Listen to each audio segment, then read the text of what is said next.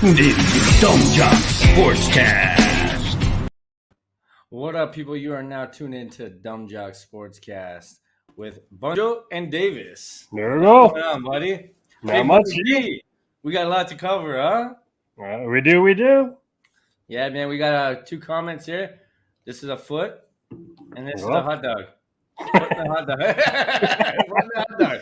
Yeah, man, we love hearing from you guys. If you guys want to throw out topics or join live in the chat at any time, just ask. Be like, hey, I want to get in on the video and be a part of the show. I'll toss you guys the link. You follow the instructions, and boom, you're live with us. And we need more people like that. If you got the cojones. And another foot, 2 feet and a hot dog. Yeah? But, yeah, I guess we'll get into it. Well, we're gonna do a little different. Usually we have the topics, and when we speak about the topic, and we put the text on the screen. But this time we got the topics in Instagram form because it's a little bit better. You get to see a picture with it, or maybe a video sometimes, so it's a little bit better. So the first one is Mr. Arsene Wenger. I guess he was doing an interview with beIN Sports, and he says, "I always miss it. I'm like a guy who doesn't do drugs anymore." He's referring to being a manager again. Would you want to see this guy come back, maybe do something with Arsenal, or do you think he should go to a different club and try to make something there?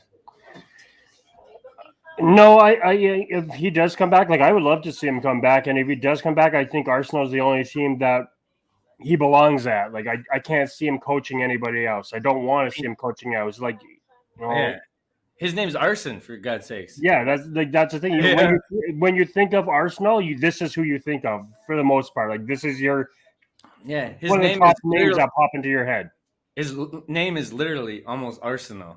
Exactly. That's crazy. What's And let's just say Everton, Tottenham, Liverpool. Can you really see him coaching any of those teams? No, I think Chelsea, he'd go to Real Madrid. I think he'd go to Spain or something. Well, that's what I mean, because really, depending on what happens, unless we collapse, and Arteta gets fired, I don't think, and we need an emergency, like what the Man United did with Ragnar or whatever. Well, that's what I mean. Really, out of the big EPL teams, who's really going to be looking that we know of right now? Is really just Chelsea's the only team. Yeah, he would never go to Tottenham, Chelsea, or Manchester United. Those 3 he would never. That's because Team Canada still sucks, Mike. But I think what the Arsenal fans did to this guy was horrendous. Looking back on it, how they forced him out of the club, and he was like the greatest manager in all soccer. Him and Sir Alex Ferguson, and people booted him out like that. Crazy. I think the reason we booted him out the way we did, the way it went down, is just kind of the way that we handle a lot of our stuff. It's the same with the way we force our players out. I think it's kind of ever since he left, that seems to be the way management higher ups, they kind of feel like there is no loyalty. There is no, you did so much for us, like friggin' Invincibles, right? It's okay. That was great. But what did you do for us lately? Yeah. It's like this. They didn't back him ever. He never had money to spend. And Arteta, since Arteta's been there, he's had more money than almost all of Arsene Wenger's career in 2 years he's been there. So exactly, but that's the sad thing is look at what he did with no money as opposed to Arteta, who's got the money. And we're a top 4 club this year, but we've got the money. I think Arteta's one of the best coaches for the future for sure. I think well, that's what I mean. I'm not saying Arteta's not talented or that he's not good or anything like that. Don't get me wrong. I'm not bashing him completely and say the guy's just a bum and he's lucky to be there. But I'm just saying, comparing the 2 of them. Arteta's gotten a lot more thrown his way than he did. Remember Frank Lampard when he was at Chelsea? It was like, who's the better manager? Who's going to get fired first? And everybody saying, "Oh, Frank's the best. Frank's the best." Right. Now, clearly, Arteta is the better manager of both of them. Clearly. Exactly. Right. Yeah. So the next one is this. So it's a little NFL. So we're doing it a little different. We're going to switch it up. We don't know what's coming next. I never told Davis, so it's kind of like a hot take on all these, no time to research, baby. They're in agreement on a trade of quarterback Matty Ice. Matty Ice. Yeah, what do you think of this? Do you think this is a good look for him? A little change of scenery? You think it's good for the Colts or what? This is up your alley. I don't like it. I don't. No? I know that I like the Colts. Well, I know the Colts were in on hoping to get Baker Mayfield more than Matt Ryan. I think Matt Ryan was Plan B all along. But I know that Cleveland didn't want to trade Baker within the conference. Like they didn't want to, take on bringing him, or facing in playoffs, regular season, blah, blah, blah. Just like nobody really wants to trade them to like a rival or in the same conference or division, right? Yeah. So as far as this being a good look, I mean, it gives Matt Ryan a chance to go out there and make the playoffs and win the Super Bowl, hopefully, for him. I'd like to see him. The guy's a good quarterback. But as far as the team he ended up to, no. I don't think this is – even with this, I don't think the Colts are still built to win the Super Bowl, even with Matt Ryan. If you gave them Baker Mayfield, like if Baker had gone there, I'd give the Colts a better shot.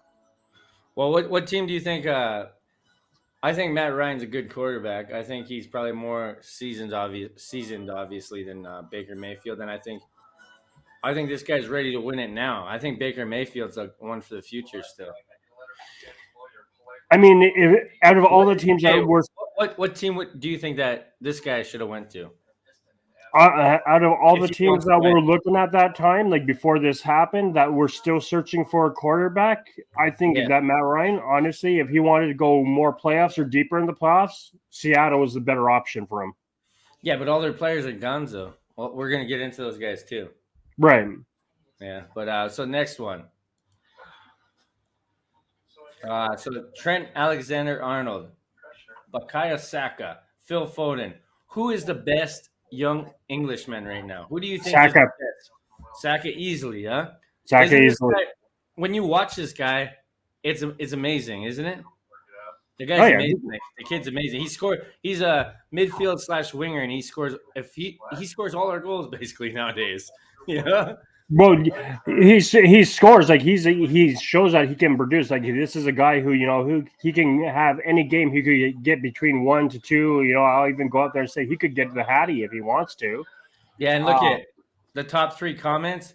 Trent is the best. Saka, Phil, and I could see the argument in that order too. I could see why people would pick Trent Alexander-Arnold because he plays on Liverpool, right? But then again, they're all different positions at the same time, so it's hard to compare them all. Compare them when you're comparing different positions, yeah. I mean, as far as Saka goes, I mean, the guy almost what was it, last cup, right? Like he rang it. What was it? He rang it off the post. Yeah. And everyone claimed for his head. Why, and all the racist comments came out. Why you have a black guy taking the shot? And he actually came back stronger. He didn't let anybody. That's what I mean. That would have a lot of players at his age, that would have rattled them or shot their confidence. Yeah, absolutely. I agree with you. Kid came back stronger this year. Yeah, he's strong mentally, and he has all the skill in the world for sure, man. And without him, Arsenal are dead in the water almost, Him and absolutely. Emile Smith-Rowe. I think Emile Smith-Rowe should be on this list too. Gabriel Martinelli. And obviously Mason Mount, they should be on this list too. But this is what they gave us, people. Yeah. These 3. That's all they gave us was these 3. So Martinelli, I agree with you, but Smith-Rowe, I'm still not a strong believer in. Yo, Smith-Rowe records, man. I'm down with Smith-Rowe records, Oh my god. But we both pick Bukayo Saka. But I think the other 2 guys, hey. Yeah, for sure. They're no slouches either. There's a reason they're on this list. Yeah, so those 3 are the 3 we had to pick from ESPN UK. It's not our picks. They did it. Okay, people. So don't be like, oh, where's Mason Mount? Where's this guy? It's like this is it. That's all. Where's Ferran Torres? Okay, so here we go. Phillip Forsberg, 5 points on March 21st versus Anaheim. That's a franchise goals record. This guy, how old is this guy? He's not no spring chicken anymore, but he's also not like Ovechkin age either. Yeah, that's a guy this guy was getting shopped around too, no? He was actually a name linked to Toronto at one point, I believe. Yeah, and this is a guy that would have been nice. As far as he goes, I've got him in fantasy hockey. I always pick him up. I like him. He's definitely stepped up. Like to me is the face of this franchise. Yeah. I mean, it's sad that he probably will walk or get traded in the next year or so. I mean, but that will probably be to somebody he wants to contend with. Like the Tampa Bays, the Washingtons, Florida, pick a team because he's not going to win a cup with Nashville. The only comment is this. Can you read it? No, what? It says HOMO. Oh, I see. I was like, why? Hey, come on, guys. NHL Europe. That's Europe for you, eh? Yeah. But hey, congrats on that, man. He set a franchise record, and I think he's going to be the franchise guy for a while. No, him and that what's that defender? Oh, Roman Josi. Yeah, Roman Josi. Guy's a beast. And this is a Swedish man too, eh? Another yes, Forsberg. Yeah. Yeah. So here we go. So this is Steven Gerrard. He's a manager. And he's like, he can't complain about that side. So he's referring to people playing dirty against him. That's football. I'm sitting here now with screws in my hips. I've had about 16 operations. I'm struggling to go to the gym at the moment. That's all in the back of earning a living in English football. I see where he's coming from, but at the same time, nobody should be playing dirty at the same time. And if they are, the ref should be calling it at the same time. You know? But he's right. He's like, I've been through it, and I'm screwed up now. And that's the price. You get an extraordinary amount of money. This stuff's gonna happen. You know, that's sports. Every sport's like this.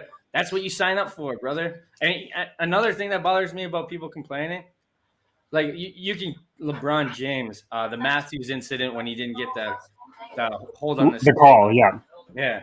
A couple of things. Yeah.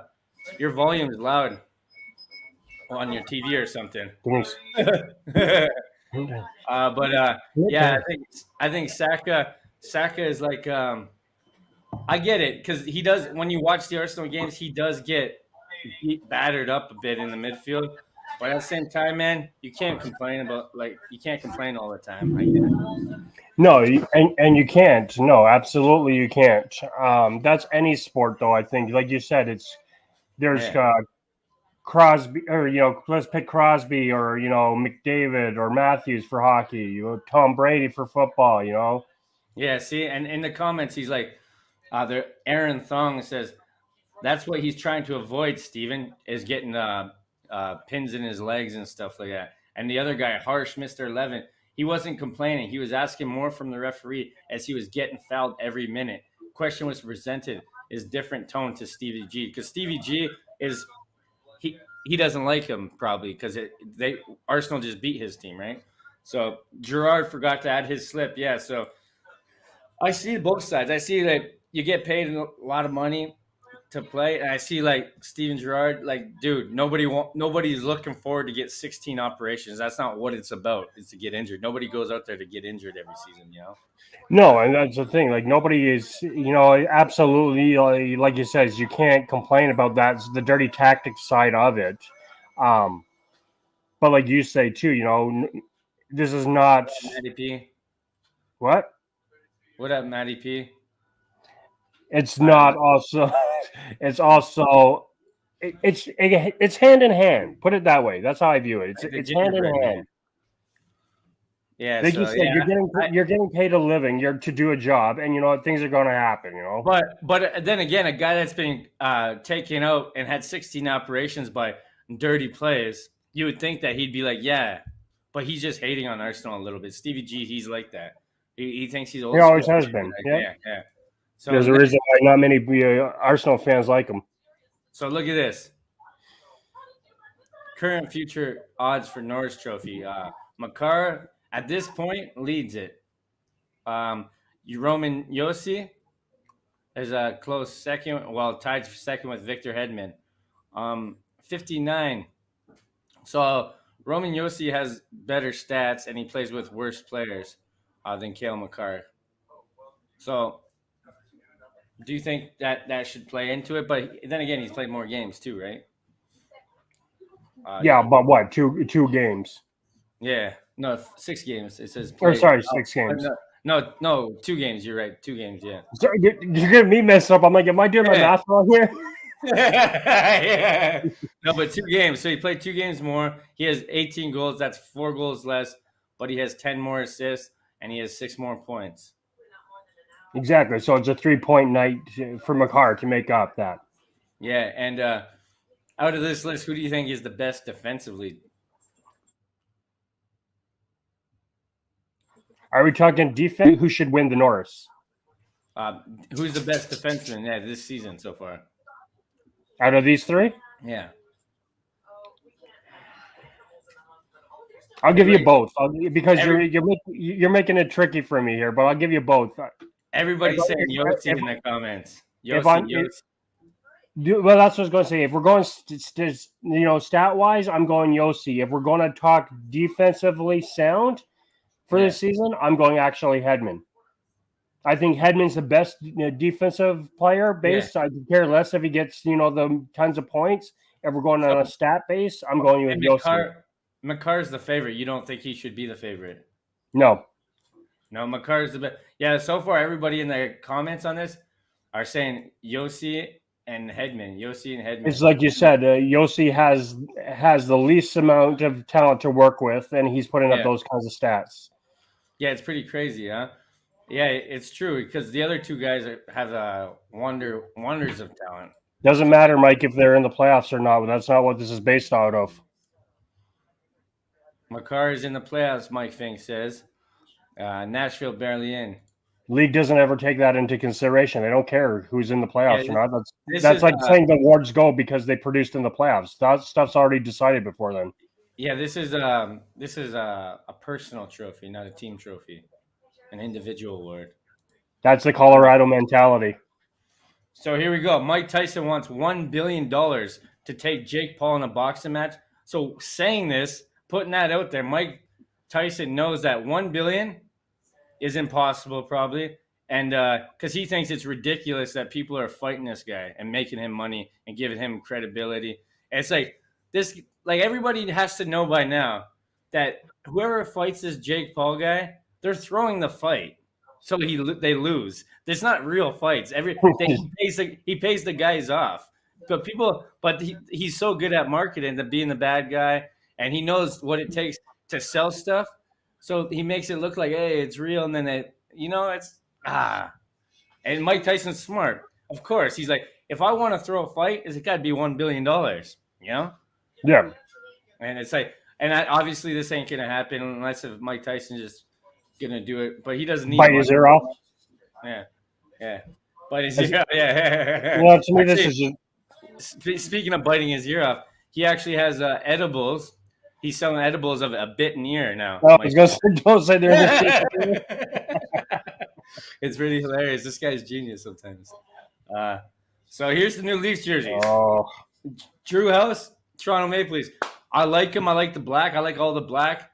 And everybody has to remember, this is for a foundation charity for kids. That's why Justin Bieber did this. So all the money and proceeds go to the foundation. I don't care. What the hell is with the leaf with the smiley face? That's the inside. I don't care. It's stupid. It's not stupid. It is. I don't care if this is for charity, if this is for see the glow in the dark. I don't care if this is glow in the dark Dallas Stars. This looks like a friggin' Super Mario jersey. Yeah. Did you see the Dallas Stars glow in the dark jersey? What are you guys going to do? Play laser tag with each other? We could, and you know what? Those jerseys, those Dallas Stars glow in the dark jerseys, those are the top selling jerseys. Everybody that likes the Dallas Stars are laser tag players. There you go. That's what we all do. We win a game, we're going to laser tag and pizza. Yeah, no, I like it. I think a lot of people say Justin Bieber. Yeah, you're not a Leafs fan. No, it's not even that. It's like everyone says, the Leafs are blue and white. You can't put black with them. And where does the yellow come from? So this is a trade that shook the airwaves that never happened. So decline trade. Chicago and Toronto discussed Fleury and Hagel for Mrazek, Nyes, and multiple firsts. Toronto declined based on the future assets. So this Matthew Nyes guy? Yeah, Nyes is So everybody that said that Fleury rejected him, no, that's not true. Because the GM for Chicago came out and put all this out there. And Kyle Dubas in return was absolutely pissed off that because think about this. Imagine guys like Mrazek, Nyes, and whoever. They're like, you're gonna trade me, and you didn't tell me, and now it didn't happen. Now you're gonna what? I have to go out there and try for you. You know that, and that's bad. That's bad business by Chicago Blackhawks, in my eyes. You never want any of your personal stuff out there. Well, yeah, because I know they said that this is going to sour any type of future, dealings between the two. My issue with this whole thing is I don't even think it was the knives thing being the issue of it. I think everyone agrees here is that nobody wanted Toronto to give up first round picks. Dumas didn't want to do a first round pick either. And look at the word. They're still being included into it. Like, yeah, look at the word. Say you don't want to do this, but you have your first in there. Like, how many first rounders was he going to get rid of? Yeah, look, it says multiple too. That's what I'm saying. Well, that's what I'm saying. Like, what are you going to do? You get Chicago's first this year, and they get yours next year. Like, yeah, it's crazy. And it's like this. And that nice guy is an absolute stud. Apparently, like he's like a really good prospect. So now, if they soured this by putting this news out there, this guy could just walk because he probably has a minimum contract, NHL minimum contract. And he's like, you know what? I'm going to another team now. Yeah, I can go elsewhere if I'm valued that much. That teams want to trade for me. Absolutely. Because at the end of it, I imagine being a player, it's nice being wanted, but if you actually like your organization, you expect loyalty, especially if they've been telling you you're a star. You're safe, or you're not going to get traded for sure. And then this comes out. The way I look at this too is, look at the two goalies that were involved in that. So look at Leaf fans after last night. They're like you said, they're calling for Cal Green's head now. They're like, oh, it was a great story for two. He got 2 wins in a row, and now he's dropped 3 starts. Yeah, of course they would. And Campbell is not even close to ready to come back, and Mrazek didn't look any impressive. We'll see tonight what he does. Well, Mrazek, look at him. Imagine being Mrazek. You get put on waivers. You get declined in trades. You go through waivers. No one wants you. How do you think his confidence is? His confidence has to be destroyed. That's what I'm saying. So if he goes out tonight and craps a bed, this Toronto team's pretty much self-imploding at this point. They have no goalie. And because Dumas could not just bite the bullet and draft, a young stud defenseman next year and get Fleury, speaking of which, who won his first start yesterday for Minnesota. Or be a freaking man and trade one of the big contracts. Simple. Well, either or, but get a goalie because you obviously that's your huge hole right now. No, there's more than just that, man. If it's not Matthews and Marner scoring, the whole team's garbage. No. Yeah, you got to trade people, man. Well, you got to trade. Yeah, I get that. That's why. Yeah, I agree with you. You get rid of the big contract, whether it be Marner, Nylander, whatever. Yeah. But at the deadline, you needed a goalie. On the outside looking in. You could get more for Marner. Would you trade Marner? Even though every Leaf fan is like, no, he's good. Do you think he's a regular season player and that's it? Or would you rather trade a Nylander? I'm done with Nylander. I've given up. So he goes. I give Marner. Well, what is Marner a free agent after this season? No, I don't think so. I say let him play out his contract. If he produces in the, let's be honest, Toronto's making the playoffs this season. They're not going to fall all the way out. So let's see what he does because he's still getting a point a game, if not every other game. So he's producing still. Let's see, does that carry over to the playoffs? There's only 18 games left probably. Yeah. If not, if he goes in the playoffs and he goes ice cold, then I think you kind of start to sniff around and say, okay, do we trade him in the off season? Yeah. You got to. No, you don't trade Marner at the deadline, Mike. Don't be stupid. No. It's hard to trade big name players. I know Nylander would be the only bigger name that I'd trade because he still has value in the market, and you could have got a cop, maybe I don't know, a bunch of guys for him. You know, right? What I mean? But look at the big names. Like there's a reason the big names didn't move at the deadline this year. Is the asking price was too much for teams. Like the big names that did move were more the older veteran or depth players. Like. Again, or Nadalkov, everything like that, right? Yeah. Like you didn't have the backup to Churns, you didn't have the Kleinberg, you didn't have Marner. Let's just throw him out there. You didn't have those names getting traded. You had Giroux. Yeah. Yeah, it's true. But it's like it wasn't a young big name deadline this year. well, I think if you dangled a little Nylander out there, somebody That's would what have I'm saying, nibbled. or even an Eland. But that's what I'm saying. It's young big names that are people are willing to part with. Would you have traded Klingberg for a Nylander?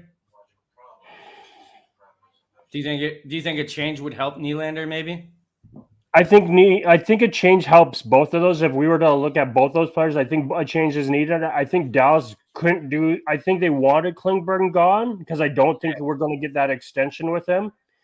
But because Miro Heiskanen still got the mono going on, they're like, if we get rid of Klingberg, we have no defense. We're like in the same boat as Toronto's in right now. Yeah. So I don't think that they could have made sense of trading Klingberg this season. And your team is unfortunately, I see us losing out. I think he's going to walk at the end of the year, and we get nothing for him. Damn. Yeah, especially like now you guys are. I've seen our team lose, a few players, to free agency that we should have traded. Like we lost, what was it? Remember Brad Richards? Yeah. Like we lost him, and he was a stud for us. And you lost your goalie to retirement. Oh yeah, see, we're losing people. So Moritz Seider throws a massive reverse hit. So this guy throws a reverse hit. We're gonna watch the hit here. Watch this. Boom. That's How do you beautiful. feel? That's beautiful. See, this is what, dude. See, this is what the Leafs need. We're gonna go back here because for demonetization purposes, YouTube don't like that kind of stuff. But hey, right? Traumatize people. Yeah, but that's the kind of stuff you need. No, we got a lot of rock'em sock'em. I added a bunch of hockey hits from minor leagues and stuff, so we got a lot of that coming up. So it's gonna be beautiful. And guys, remember, we're gonna get into our Facebook group. We got a Facebook group. It's called Dumb Jock Sportscast on Facebook. Join it, search for it on Facebook, and join the chat. And we're gonna look at it on the podcast every week. And that's it. Comment, like, subscribe, do everything. Absolutely, Mike. He is. What? Mike said he's a great player. He is. I'll agree with Mike on that. Yeah. This guy, right? Seider? Yeah, Seider. Oh, he's a big boy. Just look at the hit. That's like you said, you nailed it right on the head. That is exactly the type of player Toronto needs. Dude, the Red Wings. The Red Wings have a good young. They've got draft picks. They got young players. That team's going to be. You get the goaltending fixed. Could we see a return from the Yzerman days? Maybe a domination. Maybe. That'd be crazy, man. The Red Wings are back, baby. Original six. Anaheim's on my no trade list.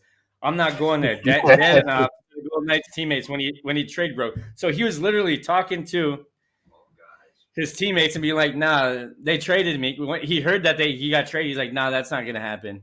I'm not going there." And so this guy.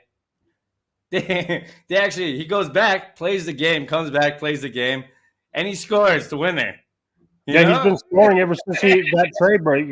I think he's got a few game-winning goals. So what do you think about this guy? This guy's professionalism is second to none because it showed that they didn't want him there, yet he comes back and tries even harder. So his mentality is strong. He's still gone. They'll just trade him somewhere else or let him walk. But I know what you're saying, because some people, like you said, it was like, like Nyes earlier, you could go, oh, this franchise doesn't want me. There's no loyalty. Why do I want to play for them or stick around? And he could be doing the same thing, but he's out there playing like nothing happened. Yeah, he could just be like, you know what? I'm just going to sit and I'm injured. I'm going to collect a paycheck. That's it. My only thing is, and I brought this up to one of my buddies who's a Flyer fan, is I don't get how we seem to have this issue every year. Is teams are doing this 2-3 minutes before the deadline comes up, and you got to get all your paperwork and everything to the to head office, or it doesn't go through, or because it's past deadline and it's void and all this crap.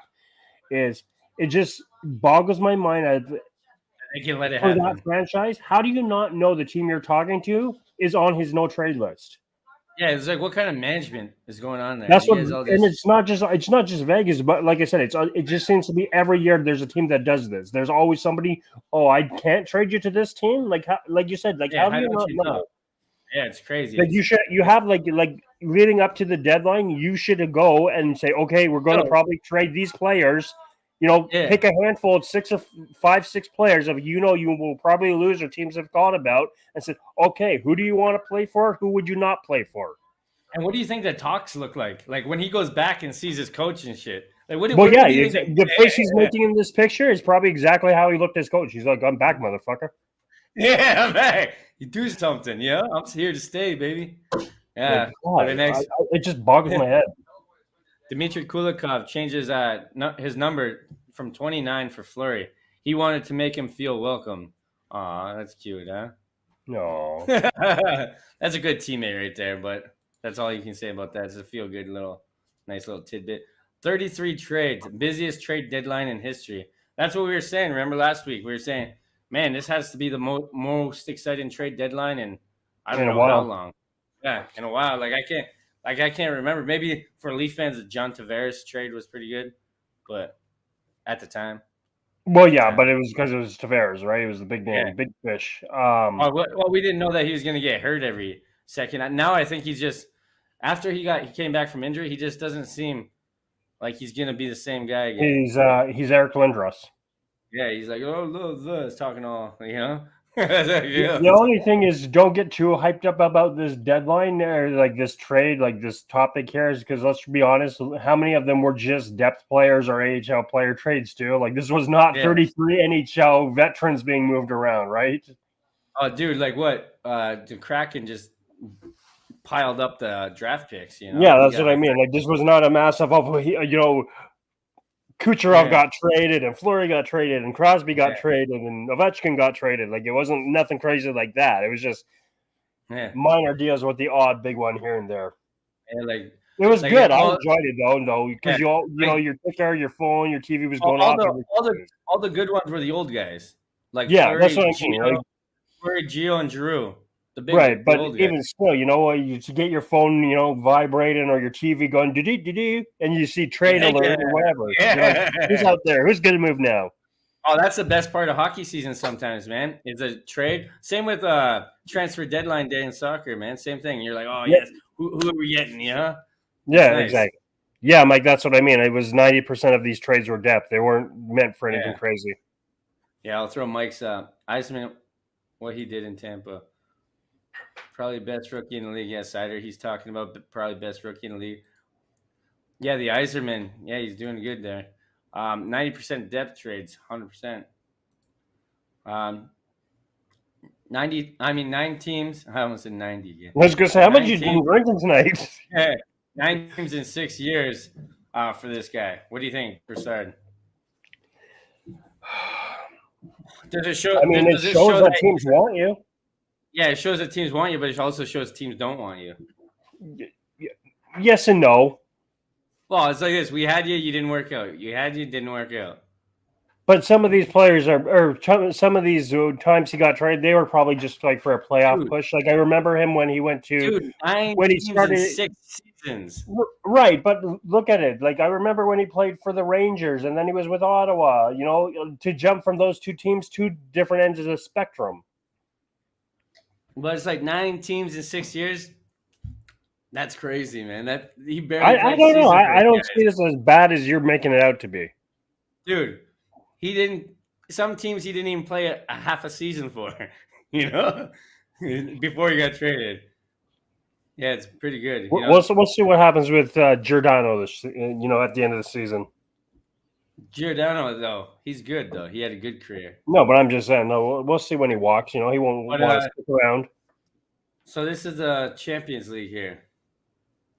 The run of games for Man City. So Man City has Atletico Madrid. So remember, they're only 1 point behind Liverpool.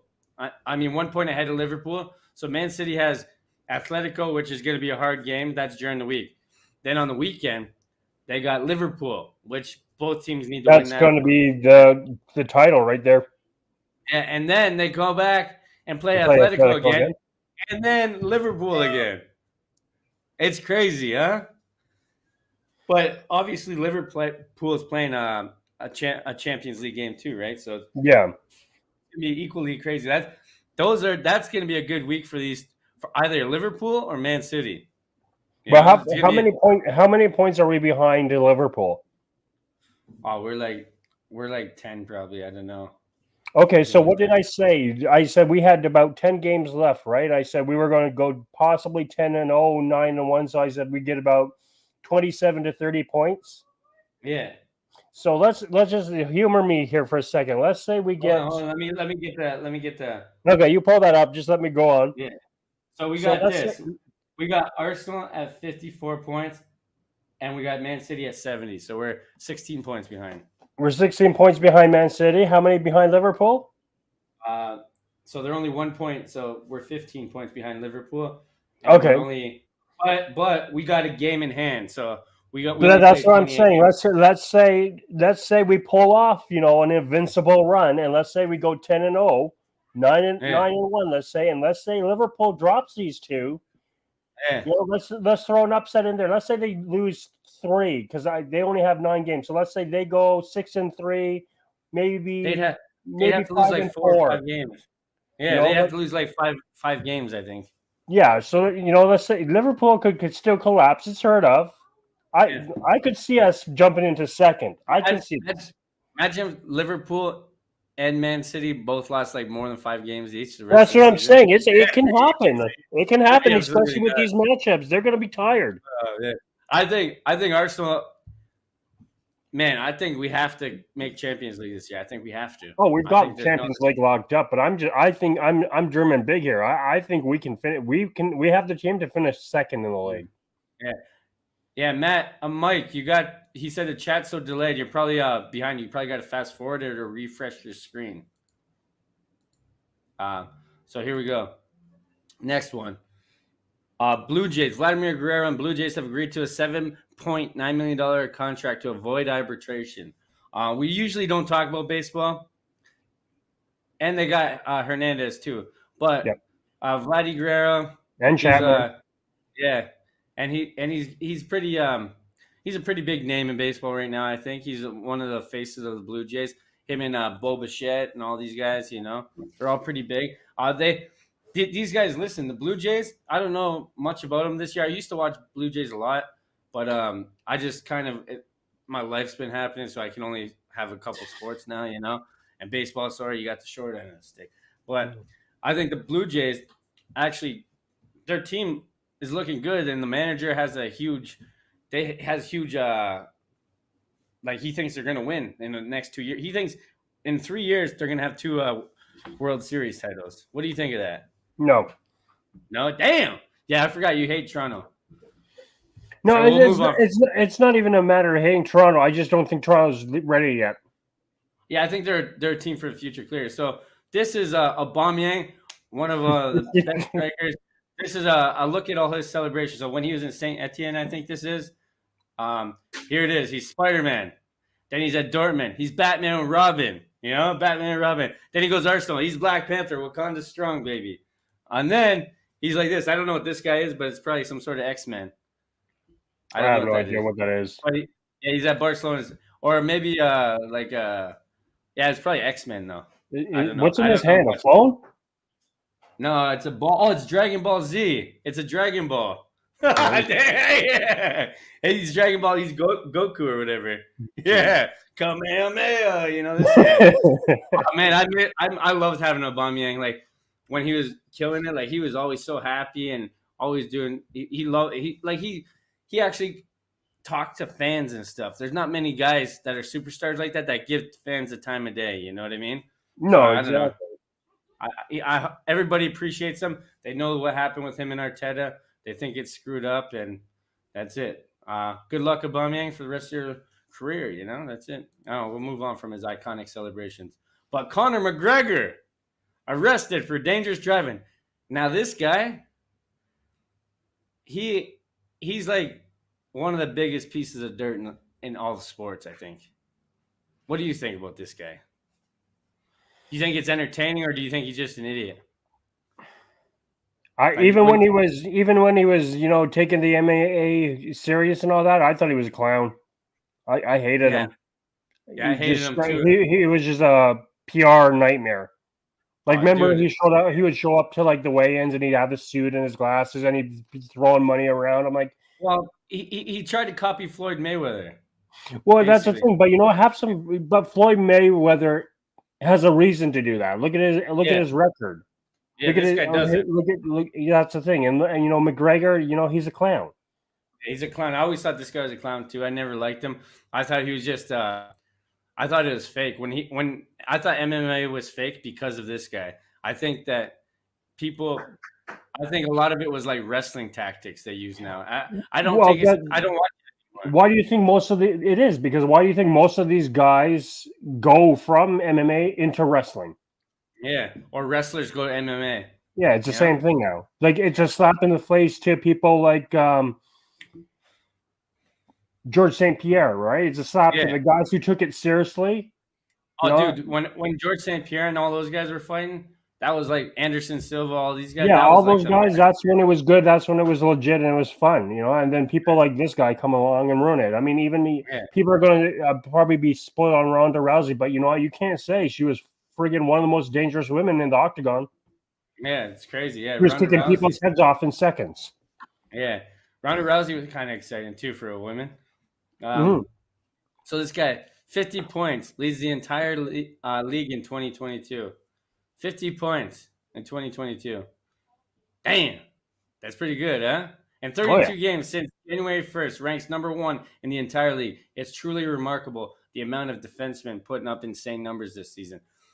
Well, you think so?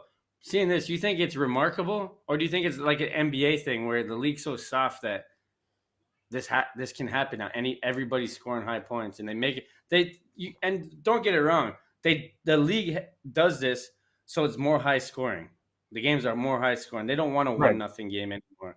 They want a high scoring game because it's more exciting for fans, right? Well, yeah, and that's the thing is, when we grew up as kids watching it, I don't know how many times you remember, because you're about my age, how many times did you come playoff time, bedtime was like 11, 12 o'clock. You'd be rushing in and 6 a.m., 7 a.m. before school, and you'd be flipping on and see what your team was won or lost, and it was like a 1-0 or 2-1 game, right? Yeah. It was those low-scoring games. Now you turn it on, it's 6-3. Like, look at last night. You see Calgary's win over Edmonton? Yeah. Calgary everybody got a hat trick. Yeah, everybody got a hat trick. You're like, what? Yeah.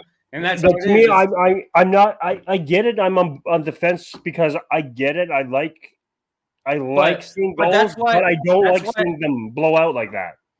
That's why I think Gretzky's record, even if Ovechkin breaks it, it's going to be broken by another guy. Because it will be, but it will be. It just be a record that keeps following, though. That's the thing. Yeah. But I like the excitement of seeing high scoring games, but I think that it takes away from the integrity. Like, what was the game we were saying with? That was back Toronto won against Detroit, right? It was what, 10-7? 10-7 or 11-7 or something. Yeah, crazy. Something like that. Like, you don't hear of that. Like, that's just, you wouldn't see that back when we were kids. Dude, that's crazy. That's like baseball scores. Yeah, that's what I mean. You score a goal, I can score a goal. Yeah. And it's like, dude, remember Bunting? He gets all 4 points, but then the other guy, Lucas Raymond, gets 4 points. It's like, what the hell? They're rookies. They're not supposed to be getting 4 points, 3 points every night. It's crazy, man. Yeah, I agree with that. I think it's just a softer league nowadays. Oh yeah, absolutely. But here we go. Next one. This is Paul Pogba on his role at Man United. He's like, I get along very well with Didier Deschamps, the coach for France. He gave me a role that I know, but at Man United, do I really have a role? I have asked that question, but I don't have an answer. So he's complaining. This is a complaint saying that, or an excuse, however you want to look at it, is why he's playing bad at United and why, because he plays so good for France and United just seems lost. It's obviously a culture thing to me. And Pogba knows, like, it's not right there. Nothing's right there. He before this, he was already there. Then he left to Juventus or wherever, and then he came back, and he didn't work both times. So so why come back? Yeah. Yeah, it's crazy. It's okay. No teammate of his does. So we're looking at the comments here. We know the answer about his contract situation. Goodbye, Pogba. But yeah, he won't be back. He won't be back. This guy, I think Ronaldo is like the only saving grace for him. Maybe I think Ronaldo. Everybody has to look up to Ronaldo. Like, you know what I mean? You have to. Like, especially if you're a soccer player, you're like, oh, this Well, guy. yeah, whether You they're know? playing with Ronaldo or Messi, the two biggest names, you got to look up to them and be like, okay, Ronaldo said this, Messi said this. I have to respect and do what they say. Yeah, and then that's what this guy, they might, if they change a lot of the young guys on the team, I think Pogba is one of the guys that has to leave United and go to a different league. I don't think it works out. I don't think Pogba's going to be back really anywhere significant next year. Yeah, I think Pogba. I think EPL makes Pogba look overrated. Yeah, Like, I think he's going to kind of fade out slowly.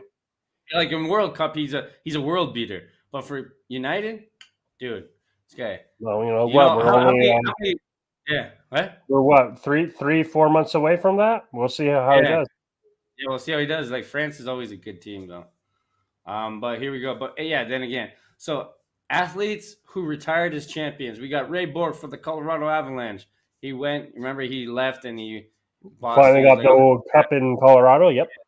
He left purely for cup chasing there. Yeah, cup run. Yeah.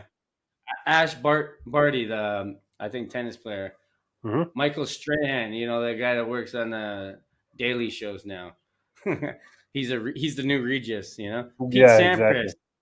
David Robinson, Peyton Manning, John Elway, and Joe DiMaggio. Who do you think is the best there on that list? Who did you like seeing retire after they won? I think that's what Tom Brady should do too, but they should have did too.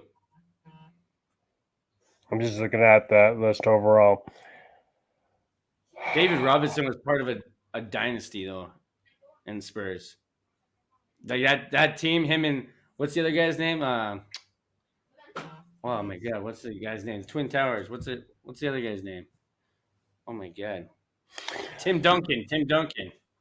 Legend. I was thinking Robinson, but you know what? If the way I look at this, I'm going Michael Strahan, and the reason I do that is this is a Giants team that beat New England. Like they won. They killed the Giants. Everyone wanted to see the Patriots lose that. No one wanted to see the undefeated record. And that I will give them that. That Giants defense that year they won, they were dominant. They weren't even the best in their division that year. They were a wild card team that went on a tear with Eli and everyone, and they played as a team and championship team at that, and they did the right things. He made the right players, got rid of the trouble and everything, and this is how it should have gone down. He didn't come. It's not like he was a player they picked up at a deadline or in free agency. But when you think of San Antonio Spurs, put it that way. When you think of San Antonio Spurs, you think of Tim Duncan, David Robinson, and Tony Parker. Those three guys, enough. And Ginobili. And Ginobili. But think about that. That was a dynasty that nobody. Oh yeah, absolutely. You know what? I used to hate those Spurs, but near the end of it, I loved them. Because I'm a Mavs fan, right? So we were always playing you in the playoffs, and you were kicking our ass every time. Yeah. But probably at the third or fourth time, you're like, I watched them a little bit more. I'm like, you know what? Just watching, like you said, with Parker and Ginobili and Duncan, everything. I'm like, this is a team that knows what they're doing, and they're dominating for a reason. Yeah, they dominated the league for a while, man. There's a reason they were the Lakers and they were the Bulls at that time. Mm-hmm. I agree. I like Michael Strahan. He's a good guy. He's a good person too. Don't mind me. Just out there watching the Daily Show. I like him. I like his space. He looks like 50 Cent before he got a tooth job, So you like the little space in there, right? Kick field goals in there, bud. There you go. But Peyton Manning, see, that guy knew when to retire. I respect that. John Elway, too. And Tom Brady, I think he should have retired after he won last year. Like the year, not last season, the one before that. Well, that's what I mean. As far as DiMaggio goes and everything like that, I think somebody said, Babe Ruth is the greatest of all time, or like the GOAT for baseball, and I said DiMaggio. I put DiMaggio before Babe. I still stand by that comment, but I don't care that he retired as a champion. It wasn't a big deal to me. And look at this. MJ twice doesn't count. Well, no, MJ retired. MJ did not retire as a champion. He retired as the Wizards. And he had a terrible season that nobody talks about. How many times did he retire and come back? Twice? Yeah. So it's like, no, not that guy. Lanny McDonald with the Flames. John Tavares, someone said. Oh my god. GSP got snubbed not being on here. Joe Thornton, if the Panthers pull it off. Yeah, that'd be crazy. You can say that about lots of players, though, hit or miss. You know, you could say you could throw Crosby, or if Ovechkin had retired after he won the cup, is he on this list? Yeah, that's what I mean. Yeah, it's like if somebody wins, it's like if Giroux wins, it's like is he up there as one of the top? No. So Antonio Rudiger, a Chelsea man, has clocked the highest top speed in the Premier League season. So he is now the fastest guy since Aubameyang left. He is the fastest guy in the league now. What do you think about that? Do you rate this guy? Do you think he's one of the premier center backs? I think he's good. He's good. He's not great. He's not great? Like, would you want him on Arsenal? Oh, no. Huh? No? You don't think he takes a Ben White or Gabriel's spot, eh? No, I keep Gabriel hands down over him. Yeah. And even Ben White, you don't even like Ben White either. I wasn't a big fan of Ben White when we first got him because I think we spent, a tad too much for him. And you got to agree with me. The first couple of games, he looked out of place. He looked like a friggin' pylon. He looked like such a bad signing. Yeah, it looked like damn. We should have got stepped up. He's definitely stepped up, I think. Yeah, I think he's. That's what I mean with Arteta's genius, because a lot of the people that he kept and got rid of, everybody's like, "What are you doing?" Like Ramsdale, what are you doing? And now look at it, So it's like you see his genius shining through. So that's why you can't hate on Arteta. You can't. Even if we don't come top 4, and he got rid of Aubameyang, like I said, I was just frustrated before. Stop saying if we don't. We are coming top 4. Jinx is here. So okay, this is one that we asked. I love this one. Yeah. So which Canadian athlete should have had their face on a $100 bill? Crosby. I'm not gonna lie. Crosby looks pretty dope on that $100. Yeah. Yeah. Doesn't he? It looks normal. That's what I'm saying. That's Crosby. Who else are you putting on there? Who else? Looks poppin'. No, who else would I put on there? I could see Donovan Bailey, but I'd say Crosby is like, or Wayne Gretzky. Wayne Gretzky should obviously be one. You can't do Gretzky. Give him the nickel or something. No, Wayne Gretzky should be 100. Crosby should be the 50. No, we don't need Terry Fox on it. Mike, shut up. Terry Fox would be all right. You don't like a lot of people say Terry Fox in the comments. Terry Terry Fox or Gretzky are the most popular by far. I can see Gretzky because he's athletic royalty. Crosby would be on the 50 for me. Donovan Bailey would be on either a 10, 20. On the 20? Yeah. Well, yeah, we got to pick them all. I'd rather see these guys on it than all these politicians, these fake-ass politicians that do nothing for anybody. But, come on now. Gretzky's fake. You want a guy who got all wrapped up in that gambling issues on her $100? Come on now. Disgrace. Oh, dude, I don't care. Gretzky's the man.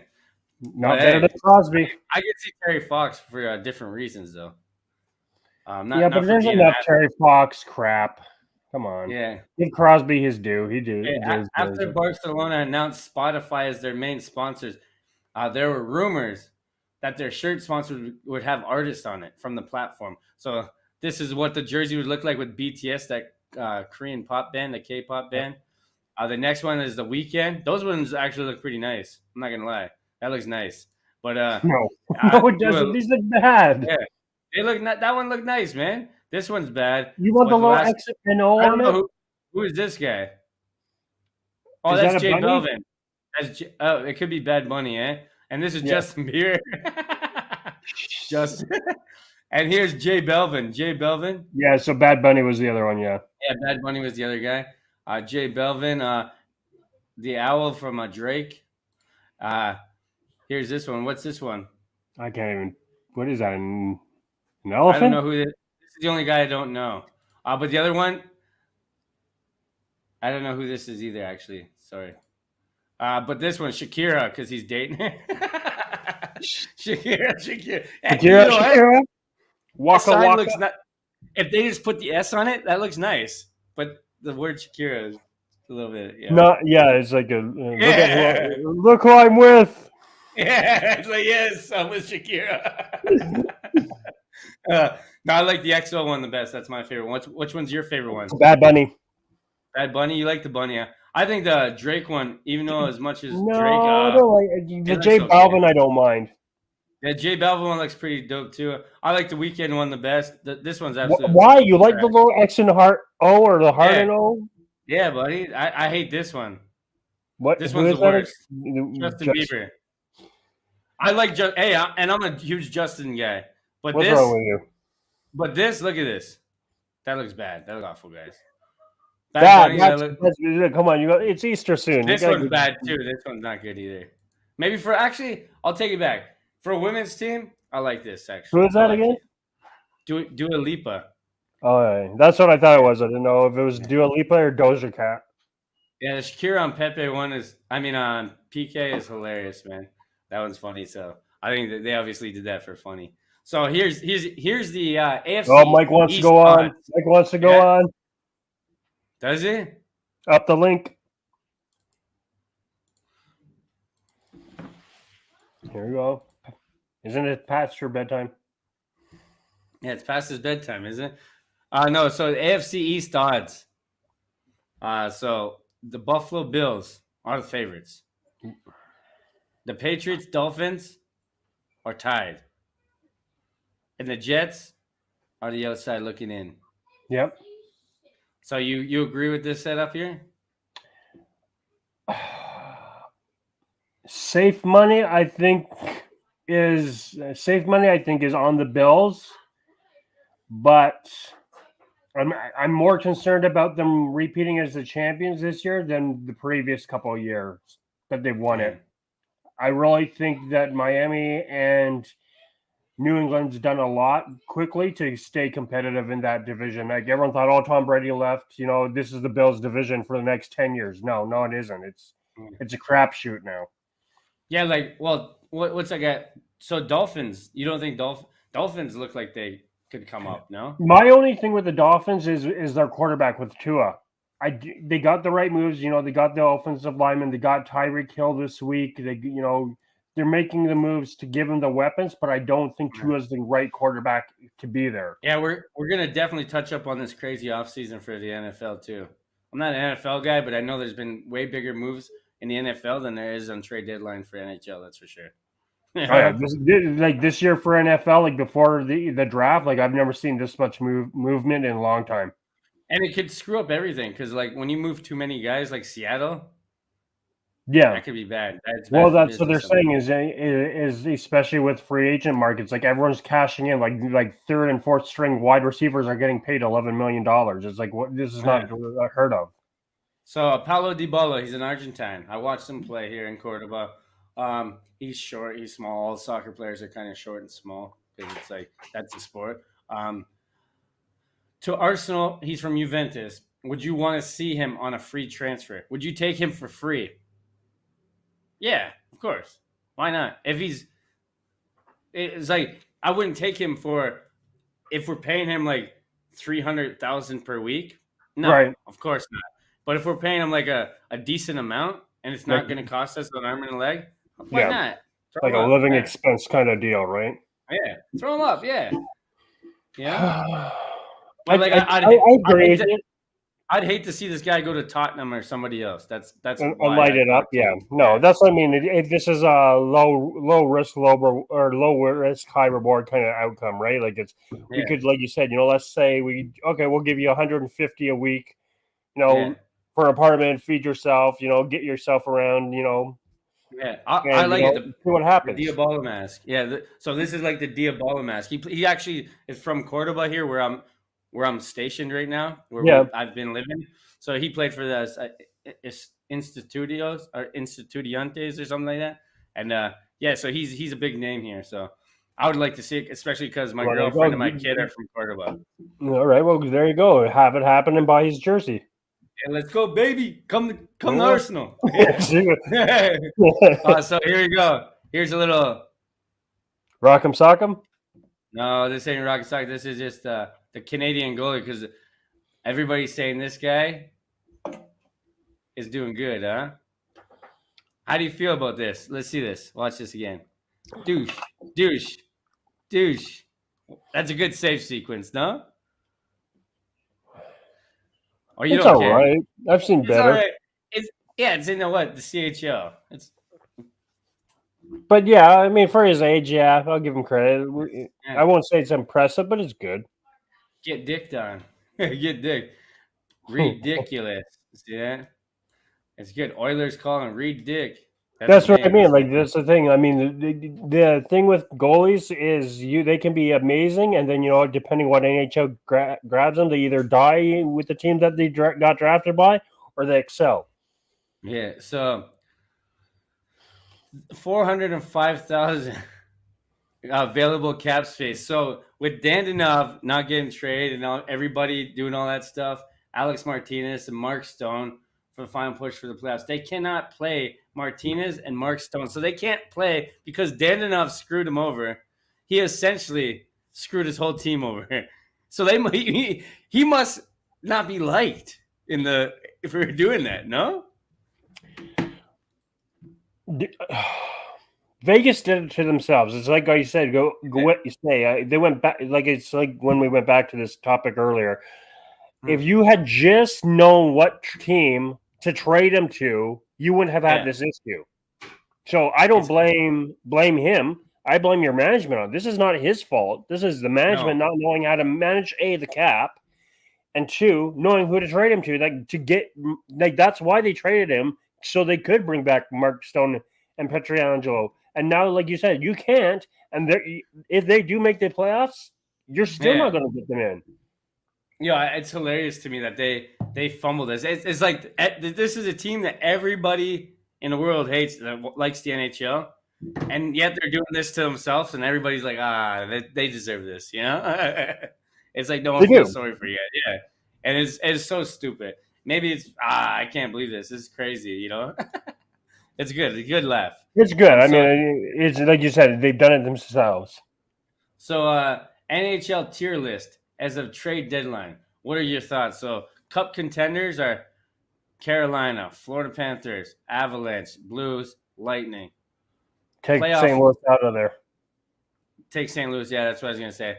I think they're a playoff lock too. I think so. Playoff locks are actually New York Rangers, Toronto Maple Leafs, Pittsburgh Penguins, Edmonton Oilers. This is a little bit bad now. It looks a little bit bad. LA Kings, Minnesota Wild, Calgary Flames. LA Kings and Oilers playoff locks? LA is. Edmonton's kind of right now with what's like we talked about. Locks? You don't think they could go to wild card? No. They're playing too good. I don't see them dropping into a wild card. Edmonton for sure, but not LA. I'll see Vegas Knights out of the wild card spot in Vancouver or Dallas up there. Dallas is going to have that wild card. They've got 4 games in hand, and they're only a point out. Everyone else has got like 2 or 3 games more played, and they're either out of it or they're hanging on by a point. So, yeah, Dallas is my lock there. I moved Dallas from where they are there right into a playoff lock. Playoff lock, damn. That's what I mean. Then Oilers can't be there. Why? Oilers are the king because one of them's got to go now. Nashville is barely hanging on. Yeah, Nashville would move from the wild card spot. Then one of the teams from the playoff locks would have to go down. No, I'm saying I'm saying you'd move Dallas up to where Edmonton is. Edmonton bumps Nashville out to the wild card team. That's what I'm saying. Yeah. So they'd be a wild card team, and Edmonton, yeah. And I kind of see that. And then you got all the other guys, the bottom feeders. I take Toronto out of there and move them down to the bottom feeders. This guy, Leafs Nation, come get him. So here we go. Mets at Oatsville. He made his picks. He put his picks. He put England to win the World Cup, the Champions League, Liverpool, and the EPL, Man City. What do you think about his predictions? Spot on? I'd say spot on, but the World Cup. Yeah, I don't think England's winning the World Cup. As much as it'd be nice because then, but I don't think they're going to win the World Cup. I think it's going to go to like a Germany or France. It won't be Germany or France. It's going to be some Cinderella story this year. Dude, I wish it was, man. I wish it was Lithuania. No, I'm joking. No, but I don't know. Yeah, but it can happen. Look at remember who was it? Who was it? Wasn't it Netherlands who went on that run? Yeah. Well, no one ever heard of the Netherlands. Like, who the hell is the Netherlands? Look at Iceland. Iceland when they Iceland, yeah. They're like, who the hell are these countries, or where the hell is that country from? Yeah. And they go on these runs. So I don't think it's going to be Germany or France this year. I think it'll be France. I think France always has a good shot. They do. Don't get me wrong. I'm not going to say Germany and France don't even get into the knockout rounds. They'll get into the knockout rounds, but I don't think they're going to win the cup. Yeah, I can see it. I can see France coming back. I don't know why. Even though they have a history of making. So this guy, 17-year-old Alejandro Garnacho, hasn't made his debut for Manchester United yet, but has been so impressive at youth level that he's now playing with Lionel Messi for Argentina. So he's like, dreams really do come true with his idol. That's a good story, man. Imagine being a young kid and then you get to play with your hero. Imagine whoever your hero is. Who's your hero? Like athlete? Yeah, athlete. I was going to say you are, Joe. You're my hero. Man, you get to play with me right now. Let's go to backstage, eh? There you go. But if I had the opportunity to play with any athlete, like retired or not, I would love to, just sling a football with Drew Brees. I would love that. Imagine that you got to go to practice. You're practicing with the New Orleans Saints, and you guys are just playing pass. Imagine that, or just that's what I mean. we're at the combine together. I mean, that's the thing, and you know what? I've kind of been to a degree in this situation. Do you remember friggin' Doug Flutie? Yes. Remember his brother Darren? Yes. When he played for the Tiger Cats. So I remember. Friggin' what was it? He won the Grey Cup with the Tiger Cats. When he dropped it and kicked it. No, was that Morelli that kicked it back up, or Darren Flutie? Yeah, it was Morelli. But back when Flutie was with the Tiger Cats, like I was playing Pee Wee football for the Hamilton team here. Yeah. And friggin' Tiger Cats used to have us come over like I think it was once a month, and we'd play with the athletes. And I remember I used to play, I was playing as a tight end, and I used to catch the balls from Darren Flutie. Like he would work with the receivers and tight ends, and I was having a fucking heyday. Dude, that's what gives young kids hope, though. I loved it. I was in my prime for those 15, 20 minutes. I was loving every second of it. I'm like, you know what, he was throwing them and good catch. I was like in my own world. I'm like, I'm going to be the next Darren Flutie. Dude, I'll tell you a story that makes that. Well, I was pissed off kind of because so I went to WH Ballard. I graduate in grade 8. Did you go to Ballard? Yeah. So Sundin goes the year I graduate to Ballard and signs autographs. And I was like, oh man, And my sister went to school there. So she was like, oh, some guys were here. Some ugly guy looks like a skeleton. I'm like, that was Sundin. I'm like, you see Sundin? She's like, no, I didn't get a picture or nothing. I'm like, are you kidding me? Oh yeah, they're giving away. Yeah. I'm like, oh my God. Yeah, and that I'm like, what's the chances of that? I hated that. I was like, you should have told me Sundin was coming. I would have skipped school in Delta and went back to middle school for a day. Screw this, I'm not going to school. Yeah, screw this. Oh man, yeah, but I always think about that. That's because I got to meet Floyd Mayweather. I partied with him at the Super Bowl, and he was one of my favorite athletes too for a while. And I got to meet him. I went to see his fighting. I went to go see his match against Miguel Cotto in Las Vegas. I met him at the Super Bowl at Raymond James Stadium in 2010, I think it was. And so I got to meet him and talk to him and hang out with him, have a drink with him. And he was a pretty boy Floyd at the time, but he was still like a legend, And that's like, and I got to meet Mike Tyson too. And meeting Mike Tyson was like, and so imagine this. I can imagine this guy playing on the same team. He hasn't really made a debut yet, but practicing before an Argentina game, national pride, playing with Lionel Messi. So I could feel this one. This one's a good one. Oh yeah, absolutely. You always like to hear, like you said, about the kids who get to meet their legends or icons, and like you said, gives them the hope of one day I'm going to be like you. Yeah, like me, I didn't get to play with these guys. I didn't get to box with Floyd Mayweather or Mike Tyson, but I still got to. Oh, my money would have been on you. Thanks. I got $20 on Joe. He gets knocked out in the first round. Yeah. So The Blue Jays are sending Randall Grichuk to Colorado Rockies. How do you feel about this for Raimon Tapia? That guy's good, actually. The guy coming to the Jays. Tapia. Yeah, Yeah, I know that name. Yeah, that's a W, big time. Yeah, I really don't like the hairstyle. That'll be honest. that's I not don't. real, is it? Yeah, That's real. I think it's a clip-ons or no, that's just, weave. he's got braids, but he dyed them blonde. That ain't a weave. Yeah, that's what I mean. That's That's crazy. real. That ain't no wig or clip on. That's Yeah, this looking at natural. his face structure, this guy looks like he needs a fade, not blonde, whatever those are. That's what I mean. Dreadlocks. Yeah, dreadlocks. Yeah, I don't agree with that. Yeah, but hey, But maybe I it's mean, cultural hey, thing. like we said, the Jays are working, and like you said, they You guys said, are "Oh, we're going to win 2 Yeah. World Series in 3 years," so they're Yeah. kind of doing a Florida move, load up and let's make a push for it. Yeah, so it's pretty good, and they get a prospect, Adrian Pinto. So yeah, it's pretty good. I think that's a W for the Jays too. For the Especially Jays, yeah. Yeah, so that's pretty good. I'll probably try and pop out there this year, see how they did. Oh, here we go. Dun, dun, dun, dun. Oh, so everybody from England is probably holding up their North Macedonian flags right now. Like, we love Macedonia, especially because the way they yanked young Saka down by his shirt and how the Italian fans were being so racist at the end of this. Yep. And so this is a feel-good story for the world, I think. It has nothing. Hey, I have a lot of Italian friends. What happened at that Euro Cup doesn't include all the Italians, but it was ugly for sure, right? Right. It was ugly, and yeah, they've been eliminated, man. What are your thoughts on that? Do you think it was? It's good. I've always hated Ronaldo? Italy.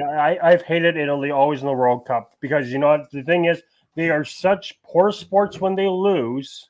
Yeah, and now, but when they win, they act like they're the greatest country in the world. And I get it. People are going to say, "Well, you won the World Cup. You are the greatest country in the world." There's still some dignity. Put it that way. Respect. This is 12 years without being in the World Cup tournament. That's what I mean. You know, everyone was not. I don't think people were shocked last World Cup when they didn't make it because they knew it was a changing of the guard. They knew all the players weren't coming back. Like like we said last podcast, with Buffon, he was gone, right?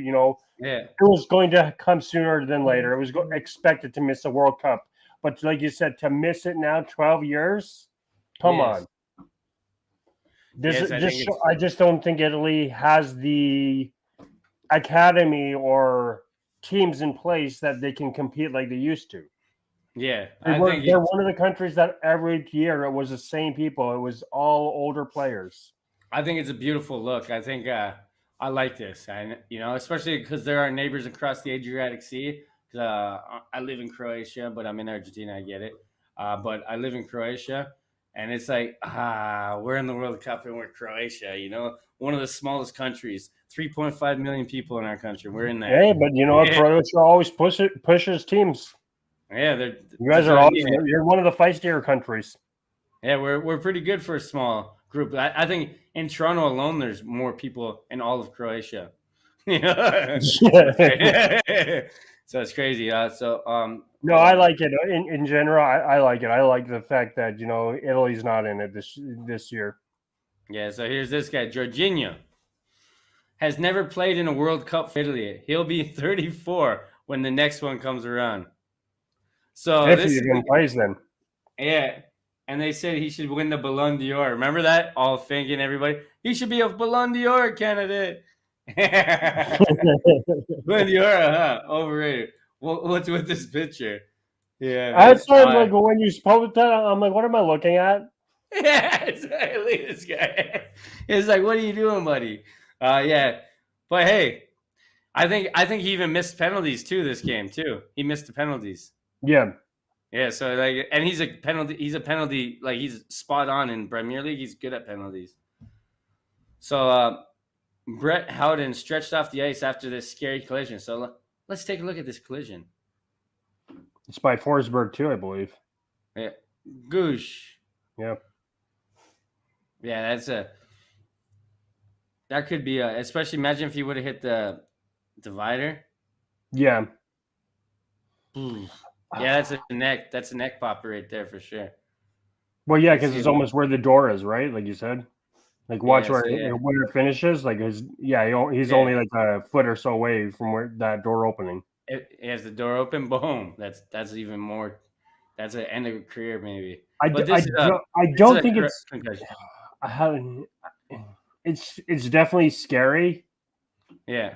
It could have been a hell of a lot worse. I don't think Forsberg got any suspension or any fine really for it, because you look at it, I don't think it was intentional. Yeah, it was not. Welcome to the show, Mr. Michael Fink. It wasn't an intentional play. It wasn't intent to injure. I think he went to hit him, and he was already going down. So it's just a. Yeah, no, he definitely wasn't going down. It just happens. On purpose. It just happens. Yeah. Yeah, it happens. What do you think about that, Mike? I didn't even see the hit. Oh, you didn't see the hit? Yeah, play it back for him. It's innocent. It's innocent. Right. Yeah, it happened. It's a mistake, yeah. It's a mistake. And what happened to Forsberg? Nothing. Oh, okay. That's what I'm saying. If he's not suspended or fined, then the league even views it that it's just a scary, it happens kind of thing. A freak accident. Yeah. Yeah, freak accident wasn't dirty, I don't think. Oh, we'll go on to the next topic here. Conor McDavid shares a pregame pep talk with Oilers 5-year-old flag bearer who's battling cancer. Swipe left or right to watch. Yeah, did you see him with Hyman in the post game? Yeah. So this is like a good moment, Absolutely. Yeah. So we'll watch the pregame. Here he is with a little GoPro on his helmet. It's beautiful, huh? That's a feel-good story, yeah. Yeah, that's another moment what we were just talking about with the guy with Messi. That's the same thing, man. I just like it's not with Matthews. Yeah. What? Hey.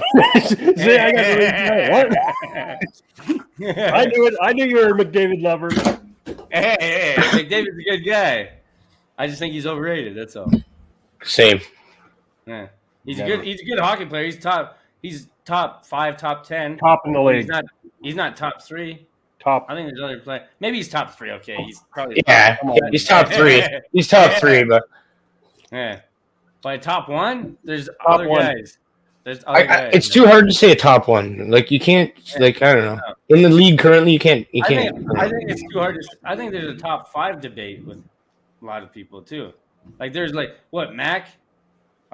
Matthews, McDavid, and then I'm sure off the top. This is off the top, so there has to be defensemen too. That Hedman has to be up there.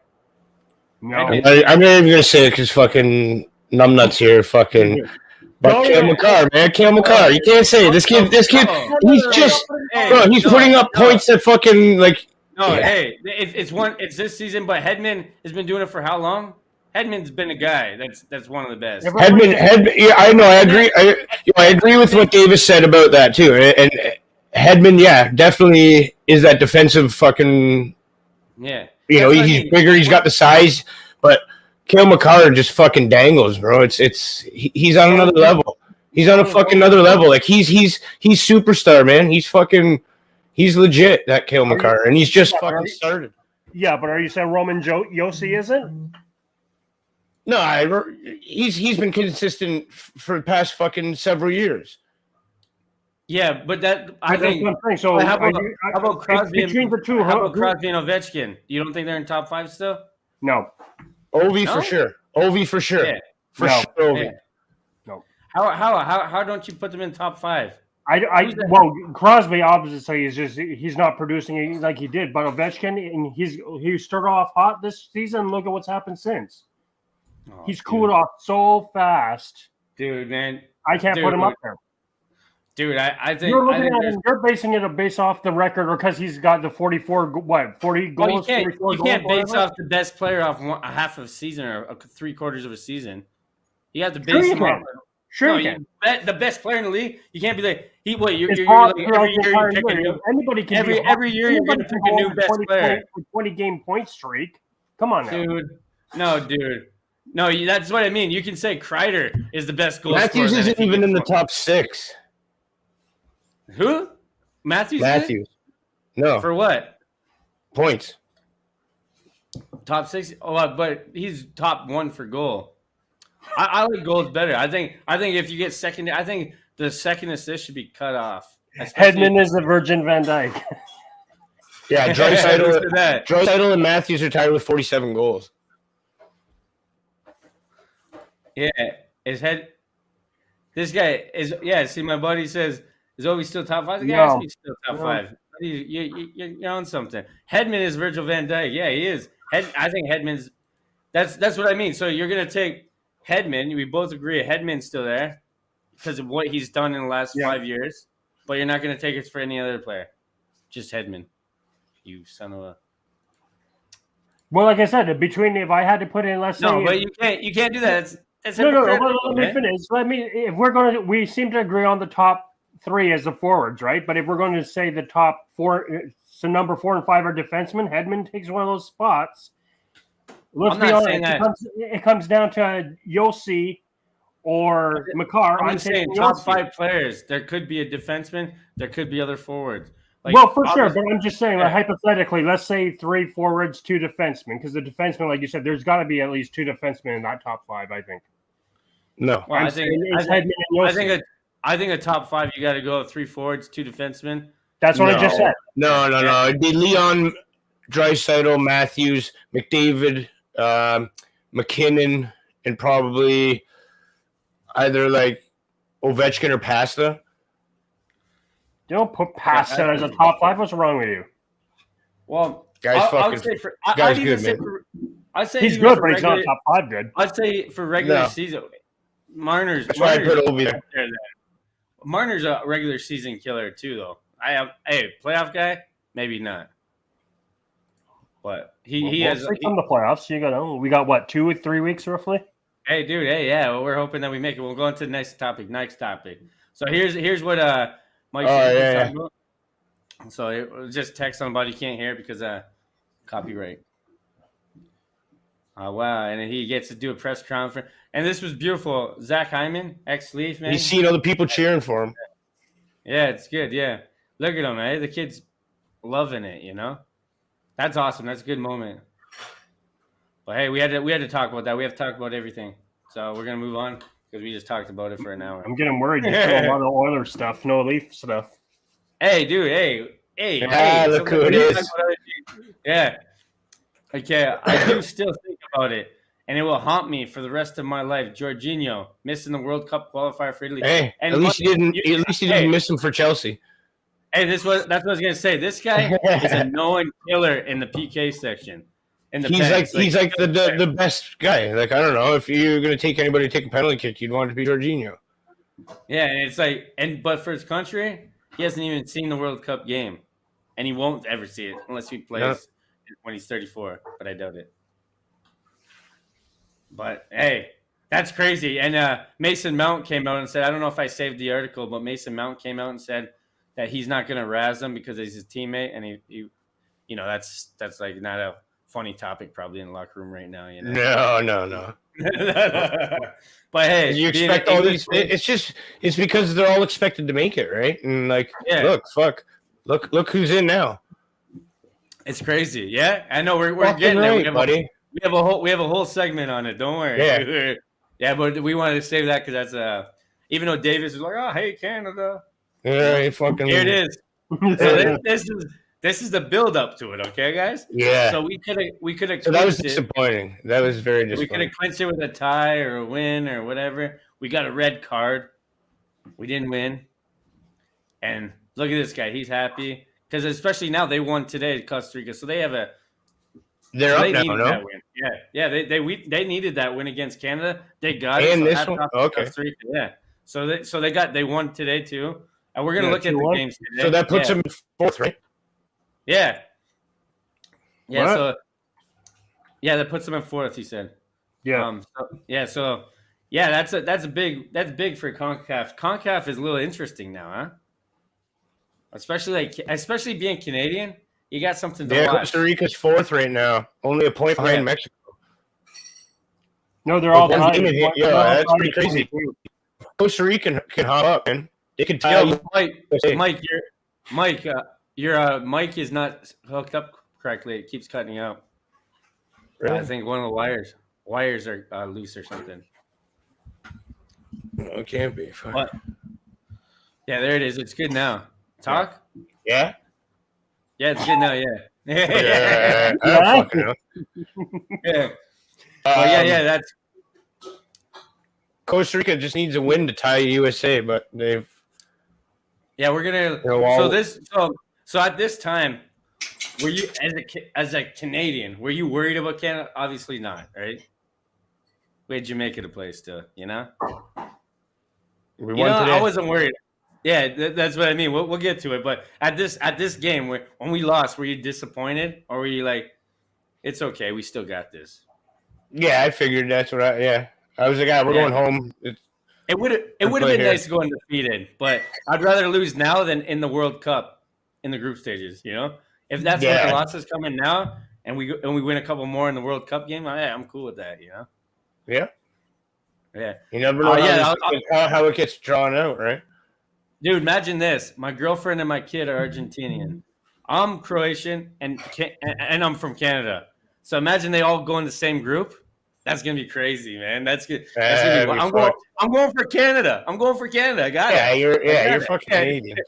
Yeah, I got it. Even though I'm Croatian, I live there, and my kid, and hey, I'm going for the underdog, 100%. Even if they're the best, I'd still go for Canada. But hey, why? We'll move on to the next. Why not? Because I don't want to be embarrassed.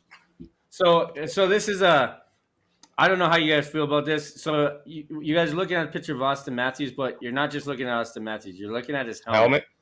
Yeah. Should they adopt these flames? What do you think? We're going to look at a few other players here, other teams, because some of them look good. The Toronto one kind of they should have maybe went a different color than a light blue. But look at it. That one's I don't like that. Like this. Like that. Those flames are better than the NHL ones, though. Now you're starting to look like fuck. It's too much. But dude, think about this. Imagine if they had. Okay, that's too much. But I like the sponsors on the helmet. I like the sponsors on the jersey. I like that kind of stuff. I don't. I think it makes the tickets cheaper in Canada, especially for the Leafs games. If they had sponsors everywhere on the jersey, I mean, Toronto's already invested in keeping their ticket prices high, anyways now because they're already at that level. But before, if they would have let all the sponsors on the jerseys, ticket prices would have been dirt cheap like every other sport in every other country. Right. You know? So that's the problem I have. That even though the jerseys might not look nice or whatever, but still, man, ticket prices for the fans, that's all that counts. Over a nice jersey. So I really couldn't say much. So this is Vincent Trocheck. I really couldn't say much, honestly. I mean, he had a pretty nice career for himself. I'd like to think of myself as something a little bit nicer than Prius, though.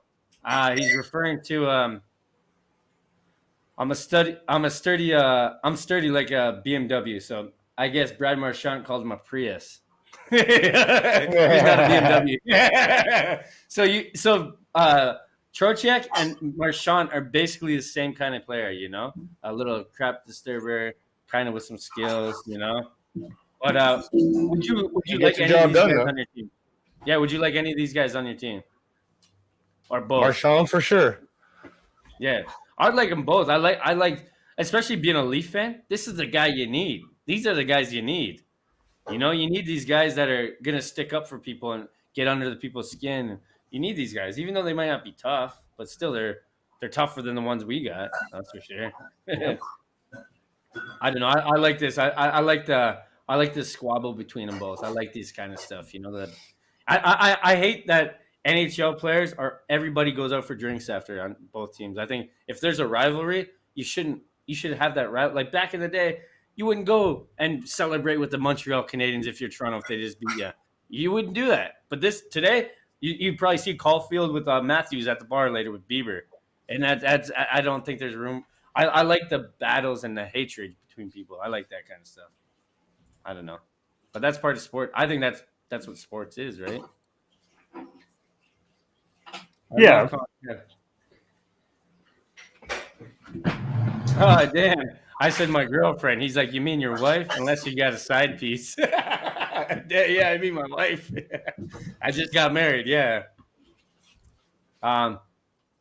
So here we go. So here's a little Antonio Stranges. Like, look at this guy.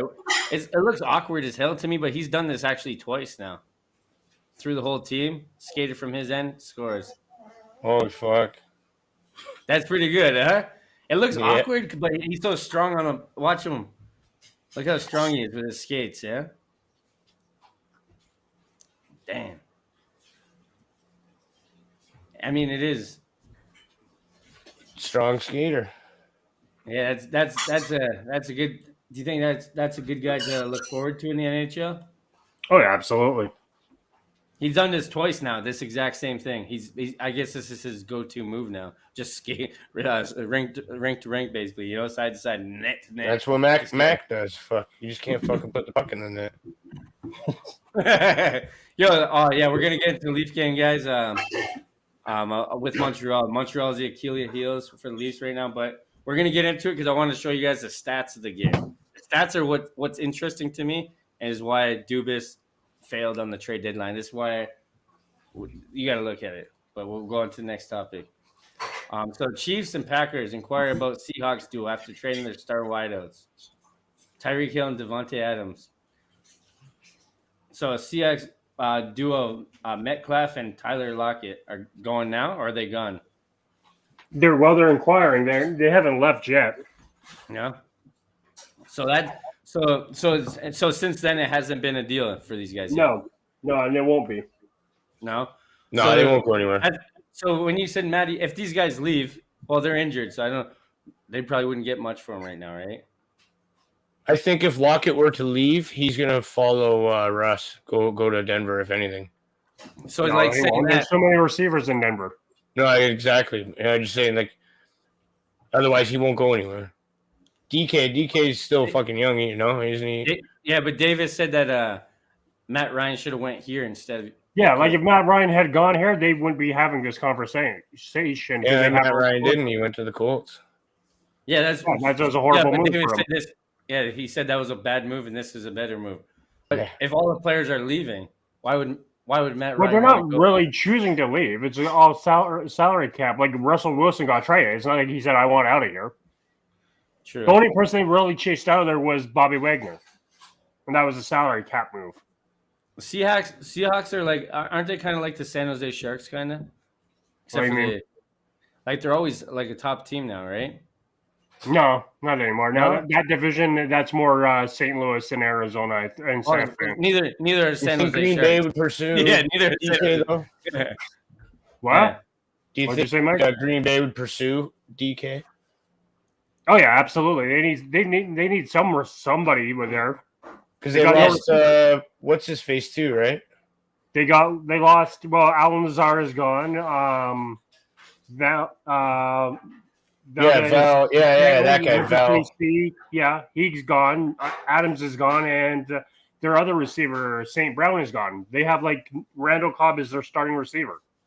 They're gonna scramble and sign Julio. That's what I mean. It's just going to be that team's going to be so bad at receivers. Yeah, like what's that dude? Antonio Brown. Antonio Brown. Yeah. Yo, honestly, the Colts should sign him. The Colts should take a fucking gamble on him. Yeah. Yeah. You liked him there, Antonio Brown? Fuck, you guy can play ball, man. You got Michael Pittman. Why are you so big on that guy? I love Michael Pittman. You know what? My Saints. I love him. He can't do it all though. And like T.Y. Hilton's gone. He's without contract, so I don't know what's gonna happen. Trust me, if you guys don't do much with Michael Pittman, any team will take him in a heartbeat. Honestly, you can't say he's not your best receiver. I'd take Julio. Yeah, Julio. Look what he did last year. He got his got his contract, and he couldn't play. Yeah, but him and Matt Ryan, Atlanta, no? Yeah.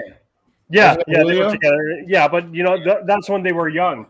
This isn't so what? Reunite them. A new town, fucking new scenery, fucking right, man. Why not? No. Yeah. You're thinking of back when they were young in Atlanta, lighting it up when Atlanta was good. Yeah. Well, fuck. So here, eliminated. The Canadians eliminated from playoffs. So the first team to be eliminated. And we're the first team. And yet you lose to them. Yeah, dude, you lost to Coyotes too, though. You lost to the. You lost to the Coyotes more than we have and a half. You can't beat. Season. You called them the bottom feeders, and you can't beat the bottom feeders. That's okay. We don't want to. We don't. We play. I'm sorry. You're okay. Not get you. You want to play Tampa Bay in Florida. That's why we should lose to you guys, the Dallas Stars. Yeah. You wait. We had you in 2 weeks. Yeah. Oh, we'll be again probably. Yeah. I'm sure you said the same thing when you played Montreal. We'll get them this time. What was last game? 4-0, 5-0 this game. I don't know. Matthews wasn't even there. Matthews like, you know what? I'm just gonna cross-check this guy in the face, so I don't have to play Dallas Stars. That's right. You're scared. So eliminated. What do you guys think of that? So the crazy 7 months for these guys. Crazy 7 months. 7 months ago, Stanley Cup final.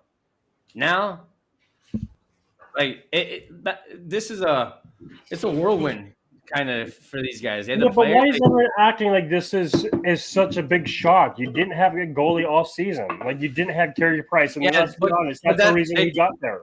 Yeah, and the only reason why they made the playoffs last year was because of Carey Price. But that's what I'm saying. So why isn't everyone acting like this is such a huge shock that they got eliminated, or that they were so bad? And another thing is, I don't know why they wanted to blow up all, like everybody was saying, like trade everybody off the team. Well, that's what I keep reading is people are like, it's rebuild and trade everybody. And no, it's 1 year.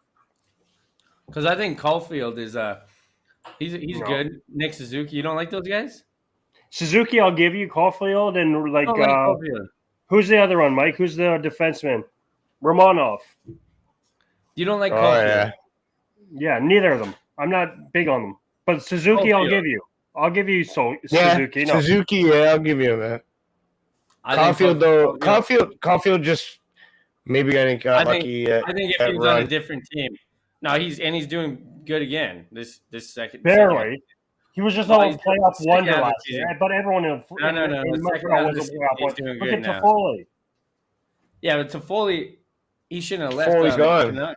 Yeah. No, but that's what I'm saying. Yeah, he should have left the Canucks. So. Team 7 months ago was a one. That's what happens. Sometimes when you leave a team, it doesn't suit your style of play. There's no control, or the coach, or whatever. There's lots of factors. It's not a bust just because the player. You can't just say the player sucks. It's just because he doesn't. Well, ask LA that they tried to get rid of their players, and they're like, "God, no, I'm coming back to you."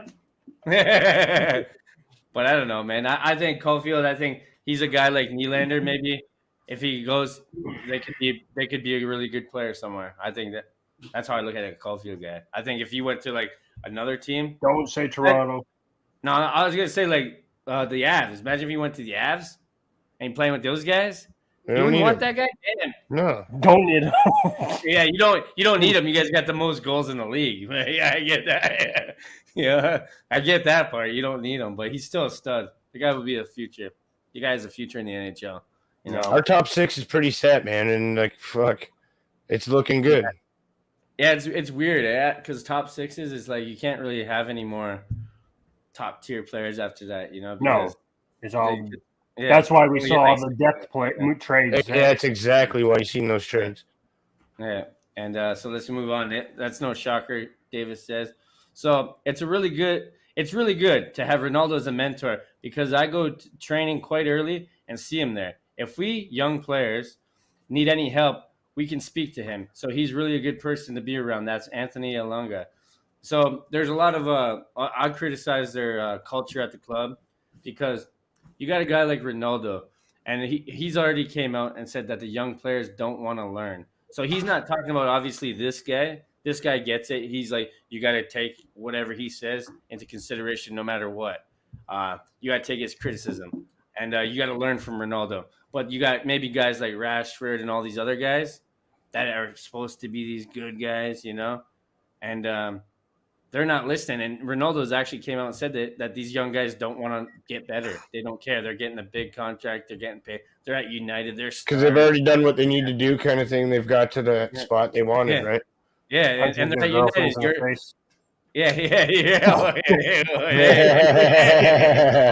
But I feel bad for Ronaldo, kind of, because he loves the club. That's why he went back. And these young guys, like, why? I don't get it. One of the goats of the game. You're not going to listen to him?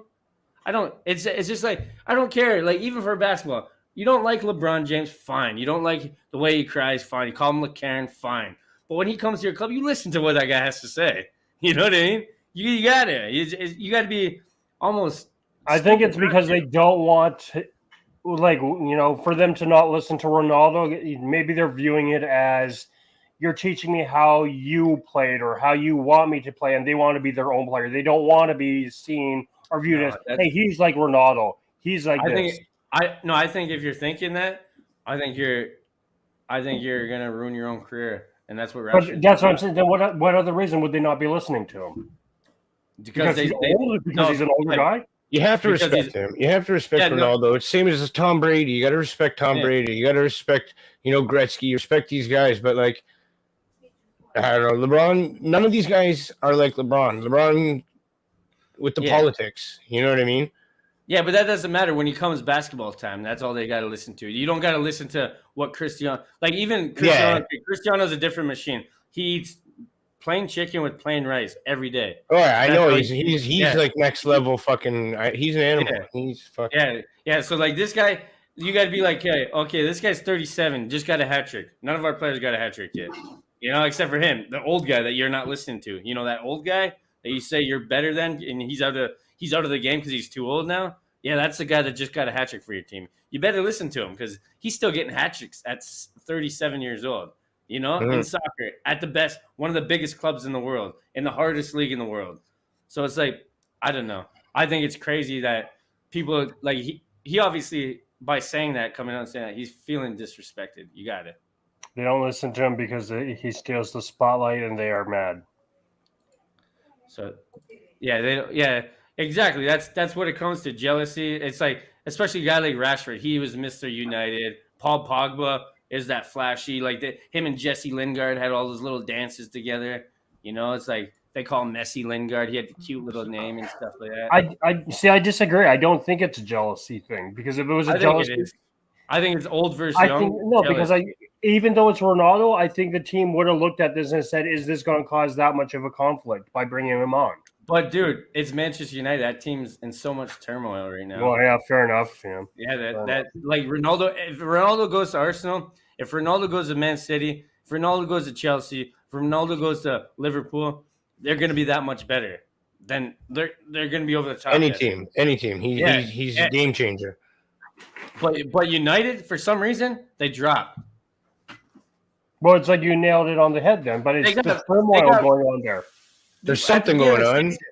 Yeah, at the beginning of the season, they had 3 huge signs of Varane, Ronaldo, and I forget the other guy now. But it was like these guys are favorites to win now. At the beginning of the season, a lot of people had them as favorites. Well, now any team that Ronaldo goes to instantly becomes a favorite. Fuck. Yeah, that's what I mean. You get Ronaldo, and now you're not even getting a trophy. This is like we said last podcast. This is the first time since they might not even make Champions League. Yeah, he hasn't got a trophy since 2009. I mean, he's got a trophy every year from 2009. This is the only season that he has never got a trophy, and he's with United. And he scored a hat trick. Like, it's crazy to me. It's crazy because he's still playing like phenomenal. He's still putting the ball in the net. Yeah, it's absolutely nuts. It's like it's embarrassing to be like, and imagine being that coach, that Ralph guy. It's just like. You can't, like, what are you supposed to do? He's only there for 5 months, and it's like he has no say over players or nothing. It's like it's a hard situation, and that's why a lot of people were calling for because Chelsea's obviously in the problem. We already talked about that. Everybody knows about that. That's why they're saying because United could now go off a ridiculous amount of money if Tuchel's that kind of guy. But Tuchel seems like he wants to ride. He's not leaving, man. He's not leaving. Yeah, and I don't think Chelsea. We'll get rid of him either, so it's really up to Tuchel. No, they won't let him go. They won't let him go, and I don't see him walking from it. Yeah, I think the only way is if Man United could easily pay it off, but that comes down to Tuchel's character. If the only guy I see walking, like as soon as the fucking transfer window opens, is Lukaku. I see him. He's gone. I think Rudiger and Lukaku are gone. I don't know. I really hope we can keep Rudy. I really hope we can keep. I think Reece James and Mount are staying for sure.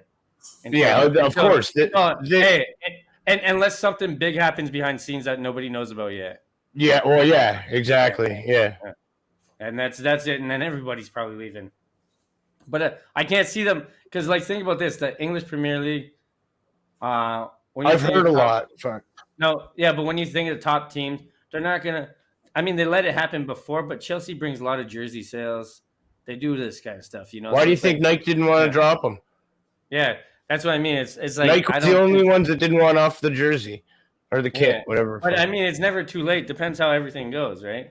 It's never too late for anything. So we don't know. Nobody knows anything about Chelsea right now. It's crazy. No, it's this and that and this and that, right? Yeah. So who would you rather have on your blue line out of these three guys? Roman Josie. What? Roman Josie. Roman Josie. It's like, damn, I didn't even get to finish there. I was going to say Adam Fox is obviously the odd man out for me. That's all. That's what I was going to say. The other two guys, I think. I'm going with Cale Makar. I'm going Cale Makar because age and everything. Age and everything, yeah. He hasn't even started his career yet. He's still a baby. Look at that guy. Say that about Adam Fox. Adam Fox is still a youngin'. Yeah, but dude, I feel like Adam Fox is. I don't know, man. I just think the other two are just miles ahead right now. Yeah, Cale Makar is like on another level. I think instead of Adam Fox, they really should have had Victor Hedman on this picture. Yeah, I know, really. Yeah, but I think then it'd be a three-way debate. Right now, it's just a two-way. That's how I feel. Because I think you get or Moritz Seider. That guy's all right too because he's young and he's like. Oh, he's. Yeah. I like that kid, man. He's good. Yeah. So Seider would be like a guy, but that's a guy that you'd build your team around, kind of like a Quinn Hughes too. You know. Yeah. Kind of like those guys are. Well, insane. that's what we were saying though. That is what they're doing. He isn't too much older than those two guys. No, he's a rookie this year. What, Cale Makar? No, Seider. No, I said Cale Makar isn't too much older than Seider. Oh, I thought you said okay, yeah. And like the other guy, like I guess Adam Fox is pretty young too, but I don't know. Sure, yeah, it's either both of these. Josie, sure, Makar will be better and is essentially as good as right now. That's a good point. Yeah, Josie has leadership and experience. Yeah, if you're talking this season, you probably might go with Josie. I see that for the experience and leadership, and he's a captain. You know, all that stuff comes with it. Yeah. But for the future, Cale Makar, easy. No. But like, then you go to Adam Fox. When you say like, oh, look at the stars he's playing with, he is one of those stars. He's making this team that much better, Cale Makar. Yeah, but that's what I mean. It's like you can say that about like as a Leaf fan, you can say he's that got about more points than Mac. Yeah, you can say that about who's Matthews superstar though? Who's Marner. the superstar, right? Yeah, but look at this. Riley used to be the top. Remember, he got the most goals for defenseman one year, and like Riley, he didn't fall off because he's still being consistent. But it's like, do you think Cale Makar could just have this is his year, kind of? If he doesn't, I know he's got plenty more coming. Yeah, he has plenty more. Yeah. Do you think he'll end up with the most points or goals for defenseman? It's a very good possibility if he keeps playing like this. Damn. Yeah, I think I'd go with Cale Makar too. I'd love to see him as a Leaf, obviously. Yeah. And we drafted his brother too. Yeah, I'm sure Davis would be like, "Hey, I wouldn't mind seeing him in the Stars jersey, in that glow in the dark, that laser tag jersey." Absolutely not. We also drafted his little brother too. That's crazy. Yeah, he's in same where he played in Boston. So Davis, which guy you picked? Josie, yeah. That's the guy. Out of these three, yeah, Josie's the guy I want on blue line. And yeah, we're both deadlocked on Cale there. Cale will give him a fucking 8 more years though. So here he is. I'd take the stats and the leadership now.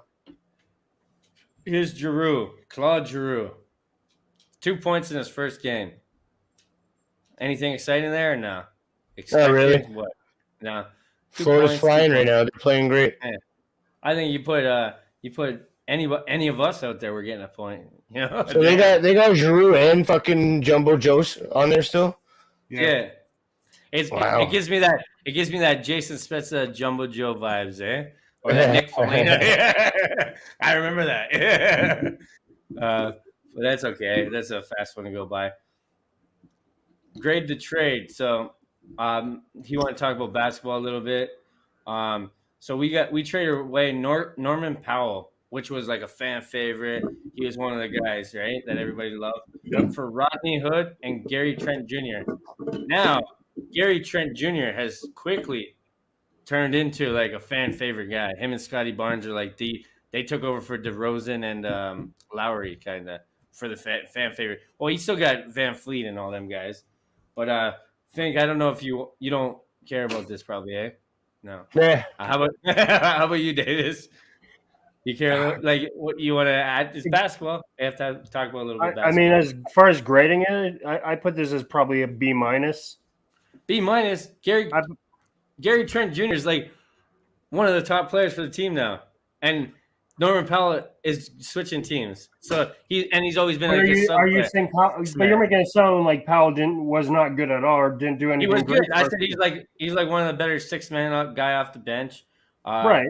And then he turned into a starter because we lost the Kawhis, the DeRozans, the Lowrys, and we traded them. So Gary Clark, I'm not Gary Clark because that's a musician.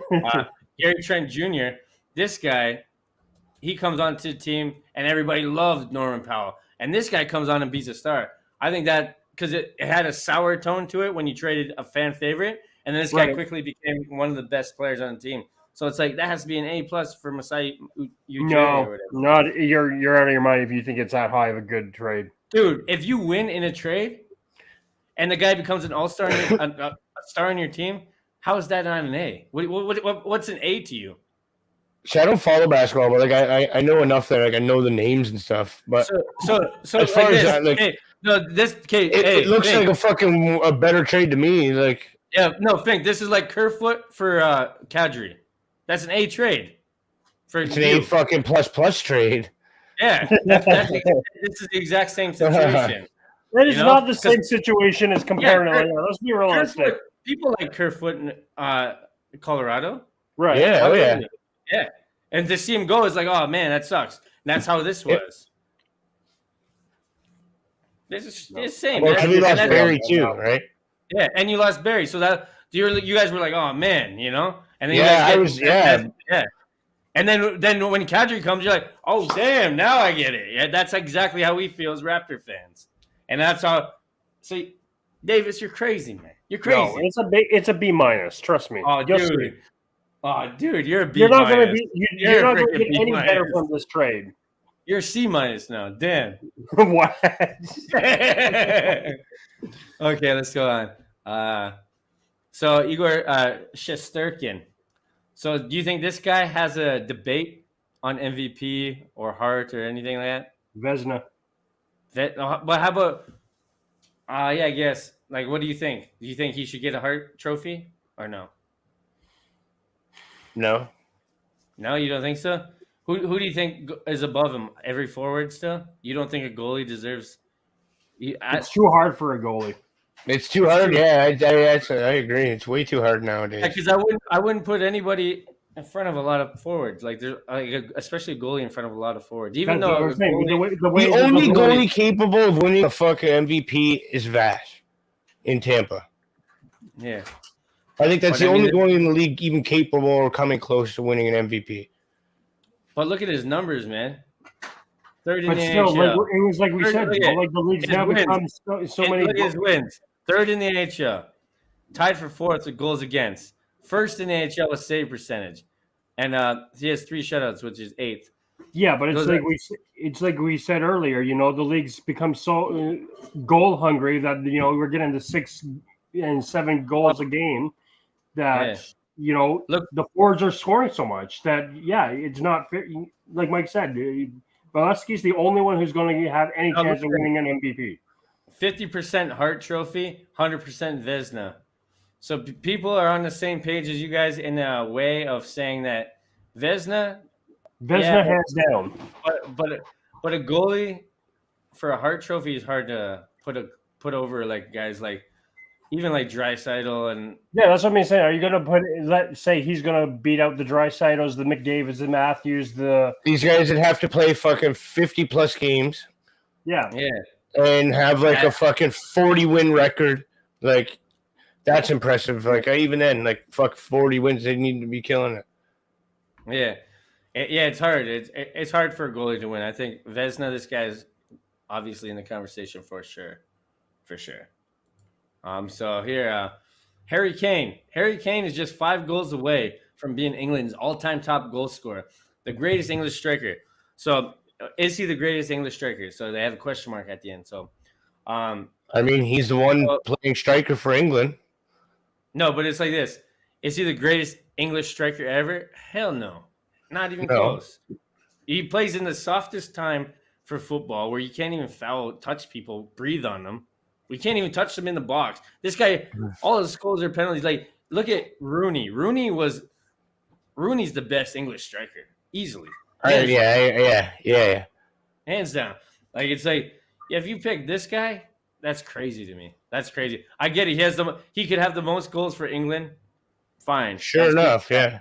Yeah, but if you're going by stats only and you're a stat merchant, you got to go by everything. Like, Rooney was more than just he was everything. He's a build-up. He did this guy. If he doesn't score a penalty, he ain't doing nothing. You know, I don't agree with like. Yeah, because he takes Tottenham's penalties, right? And the guy has never won a trophy, club or country. Like, not even a trophy. Like, you know what I mean? That's sad. That's sad. He's obviously leaving Tottenham this year. Clearly. Where's he going? I think he's going to one of the Manchesters. I think, but I think if Chelsea get their crap together and they get rid of Lukaku, they could easily make room for this guy, and I could see him at any one of those. But I don't think he'll go to an Arsenal or a Chelsea. Yeah, but Tottenham. New owners could allow fucking Tottenham and Chelsea to do business again. No, I think it's his personal thing though. He doesn't like both those teams. He's a loyal guy. I don't think it would hurt all his fans to see him go to either Arsenal or Chelsea. I don't think. Yeah, I can't see him going there. But it wouldn't surprise me. It's happened before in history. People go to the rivals.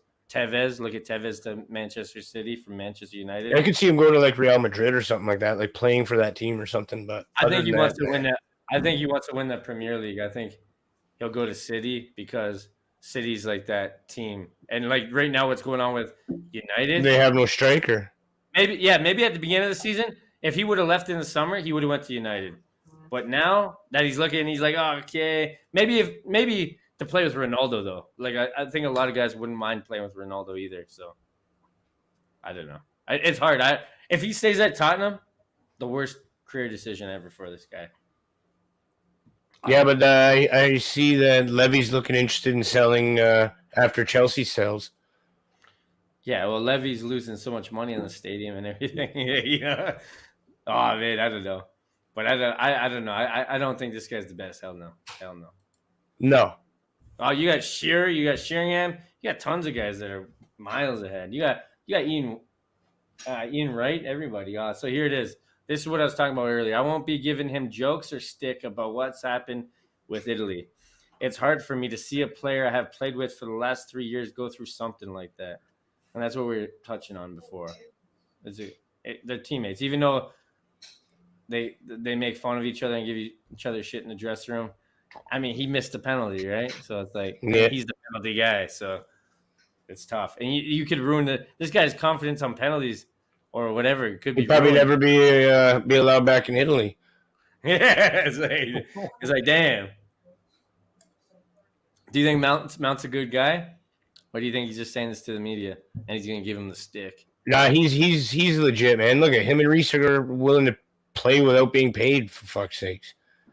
Yeah, that's crazy. He's like one of those genuine fucking good guys. I love the loyal guys like a Kane for loyal to the badge. Yeah, and that's what you play for, the badge on the front, not the name on the back. And he's been with us since Yeah, Mason Mount. Yeah, that's why I was saying before with the he was like 8 or something. Phil Foden, Saka, and Trent Alexander-Arnold, the ESPN UK had that up. I'm like, there's Mount and there's a couple other guys that could be up there too. But here we go. Those are the options we had. So here, Kevin Durant. This is a recap of Saturday night for you, Mr. Davis. I don't know if you want to touch on NBA, but Kevin Durant, 23 points. Don't like the guy. Jokic, 35 points. Big win, eh? Big win, yeah. Yeah. And then we got this guy. I don't know about this guy. Siakam. My boy Siakam. They killed him. Damn. That's 40 Yeah, points. I heard seen it. They speaker caught on fire at the ACC. Yeah. They had to cancel the game too, eh? Like for a bit or postpone it. Yeah. And they still came out on top. 40 points. That's a huge win. The speaker was a gimmick, eh? They did it to screw with the other team. Yeah, but is it really a big win? It's against the Pacers. Dude, it's a big win when you're trying to make the playoffs, 100%. Any win's a big win, bud. Don't hate. So Zach LaVine, 25 points. You know what? On the Bulls, we got DeMar DeRozan out there. He's killing it. I'm going to show you some highlights of him. Duncan, killing it.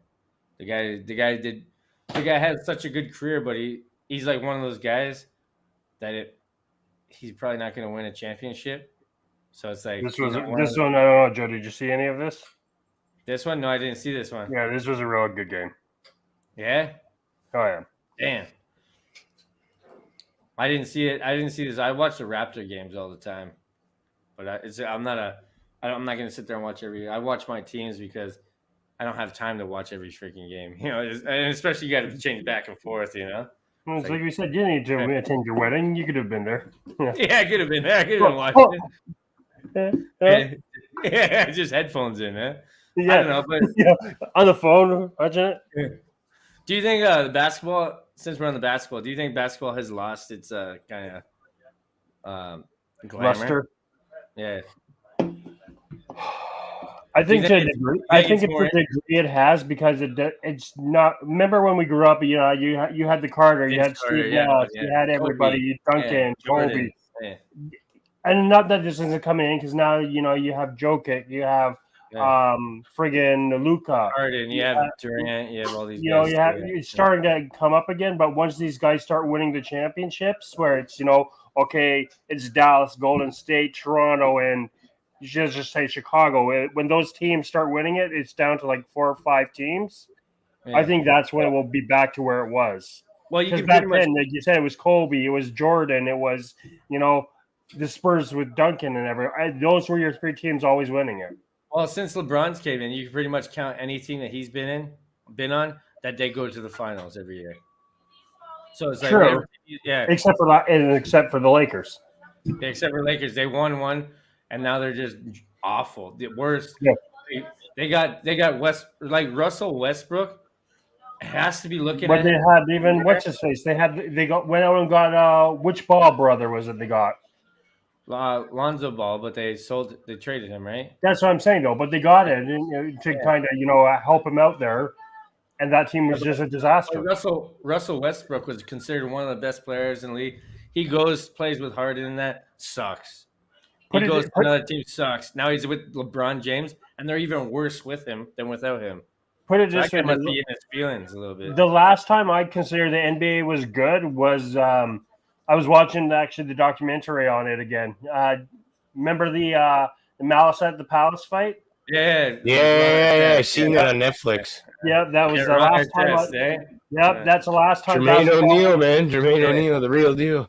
Just running around touching each other. Yeah, meta world peace, baby. Yeah.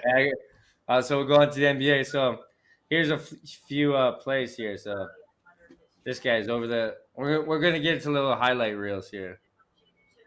Let's see this pass. I mean, it's in a game, I guess. It's not so magical like these guys are painting it to be. Let's see it from a different view. I mean, it's okay, huh? What do you guys think? Man. It's nothing flashy. It's a good play though. Yeah, it's a good play. It's easy. Heads up play, maybe. Not like yeah, that's what I mean by it's not flashy. It's not like he's alley-ooping, massive slam dunk. Or like through the guy's legs or anything. No, it's just like you said, probably a screenplay that a play they've run in practice multiple times. It's a heads up play for sure. So here's another guy, DeMar DeRozan. This is what I'm talking about. Look at this. Boom! In a game. 360 dunk. but I don't think it's in the game. The game's paused. Yeah, it's like, I'll let him have it. After the whistle. Yeah, after the whistle. That's a nice. But DeMar is a guy that I wish the Raptors would have never got rid of. Yeah, I think hold on, I'm gonna try to pause this. With or without Kawhi, I think if Kawhi wouldn't have came and we would have stuck with DeMar and trade the coach for Nick Nurse still, I still think the Raptors would have won that year with DeMar and without Kawhi. I think with or without Kawhi we would have won. I just think. I mean, Kawhi made that shot Game 7. He made that shot, but this guy DeRozan, man, he's matured and he's so much better now. Like, look at this guy. Watch this guy. I love this guy. But Kawhi made that Vince Carter, you know? That Vince Carter one that we missed against Allen Iverson. The only difference is Kawhi made it. That's it. But look at this. I like this guy, DeMar. He's a guy I wish that would have won a championship with us because he deserved it. It's like, imagine this. Nathan McKinnon leaves and you guys win a championship. That sucks for that guy, you know? Or you wouldn't care. Yeah, but it's like you can say that. I don't give a fuck. Here's another no look, but this time Jokic. This one's a little bit better than the first guys. This was like, yeah, that's over two people's heads. Oh, yeah. See, that was dirty. That was good. That one's way better. And this guy's Serbian, I think. Yep. Yeah, you're all you go. Yeah, shout out to all the Serbs out there. So here's the Western Conference playoff bracket. So we got the Clippers, which are another team. They have no Kawhi Leonard, no Paul George. They got Serge Ibaka, so they pretty much got the Raptors' old team. I think they even got Norman Powell now, no? I think they got like all the Raptors guys. So that's what I mean. So these guys, and the Lakers are 10. LeBron, LeCarron, he's out, eh? Everybody's loving that. So we'll go to the Eastern Conference. Raptors are 7th. So that's a big win, Davis. See? What do you mean? What do you mean that way? It's not that big because I don't know. How do you? I was going to ask you actually this week because we were going to do basketball. What the fuck is play-in tournament? What is that? That's what I was going to say. Joe, what do you think of the fucking play-in tournament? You see, I like that because it gives a couple more teams a chance to get into the playoffs. Explain that. Is that new? Yeah, last year it started, right? Yeah, I think they play each other, right? And everybody plays each other. It's kind of round robin like, but it's like let's just use the East because you got the East up there. It's like Toronto. It's like Toronto would play the Nets and the, right. Blah blah blah. So here it is. So here's the definition right here. Teams ranked 7 to 10 will compete in a play-in tournament to secure the final 2 spots for each conference. So it's exactly. Okay. Yeah. So I kind of like it because it's a playoff within a playoff. That's it's a pre-playoff. Yeah. But it is to a degree because why should the 10th place team get in? Just fucking make the regular season longer then. But that's how I feel about the Champions League. I think Champions League should only be the first place team, maybe the second place team. It should be top 5, 4. Shut up! Shut up, fuck. Otherwise, you'll never fucking get in there. I don't know. I think so.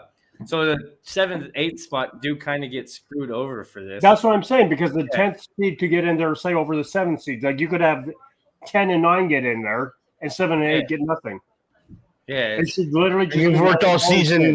You've worked all season or whatever. Right at the end of the season, you go on that push or whatever. Like that's fucking stupid, to be honest. Imagine all your players are injured, and that's what I'm saying. But no, you hold on. You get to that 9th spot. You're 1 point away from making the playoffs, and all your players finally come back, and you just lose by 1 point.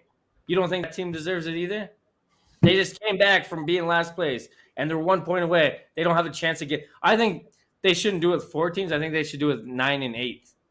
Maybe those 2 teams and give the have a play-in on 2 teams. Yeah, I think 4 teams is a little too much because then it gives the rest of the teams that are in the playoffs to clinch it. Just fucking extend the fucking season by a few more games then or something. Yeah, but it's also like with the NHL. Remember what was it like? And it was 24 teams got into the playoffs. That was but if they extended the season, then you have a lot of dead ass games like Knicks versus Washington.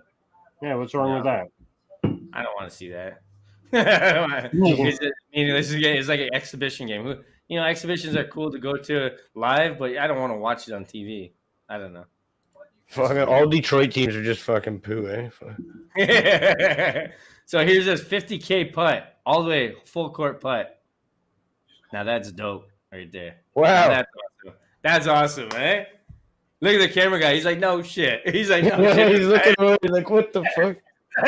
He's like, this guy, it's rigged. How the hell did he make it? He's like, damn.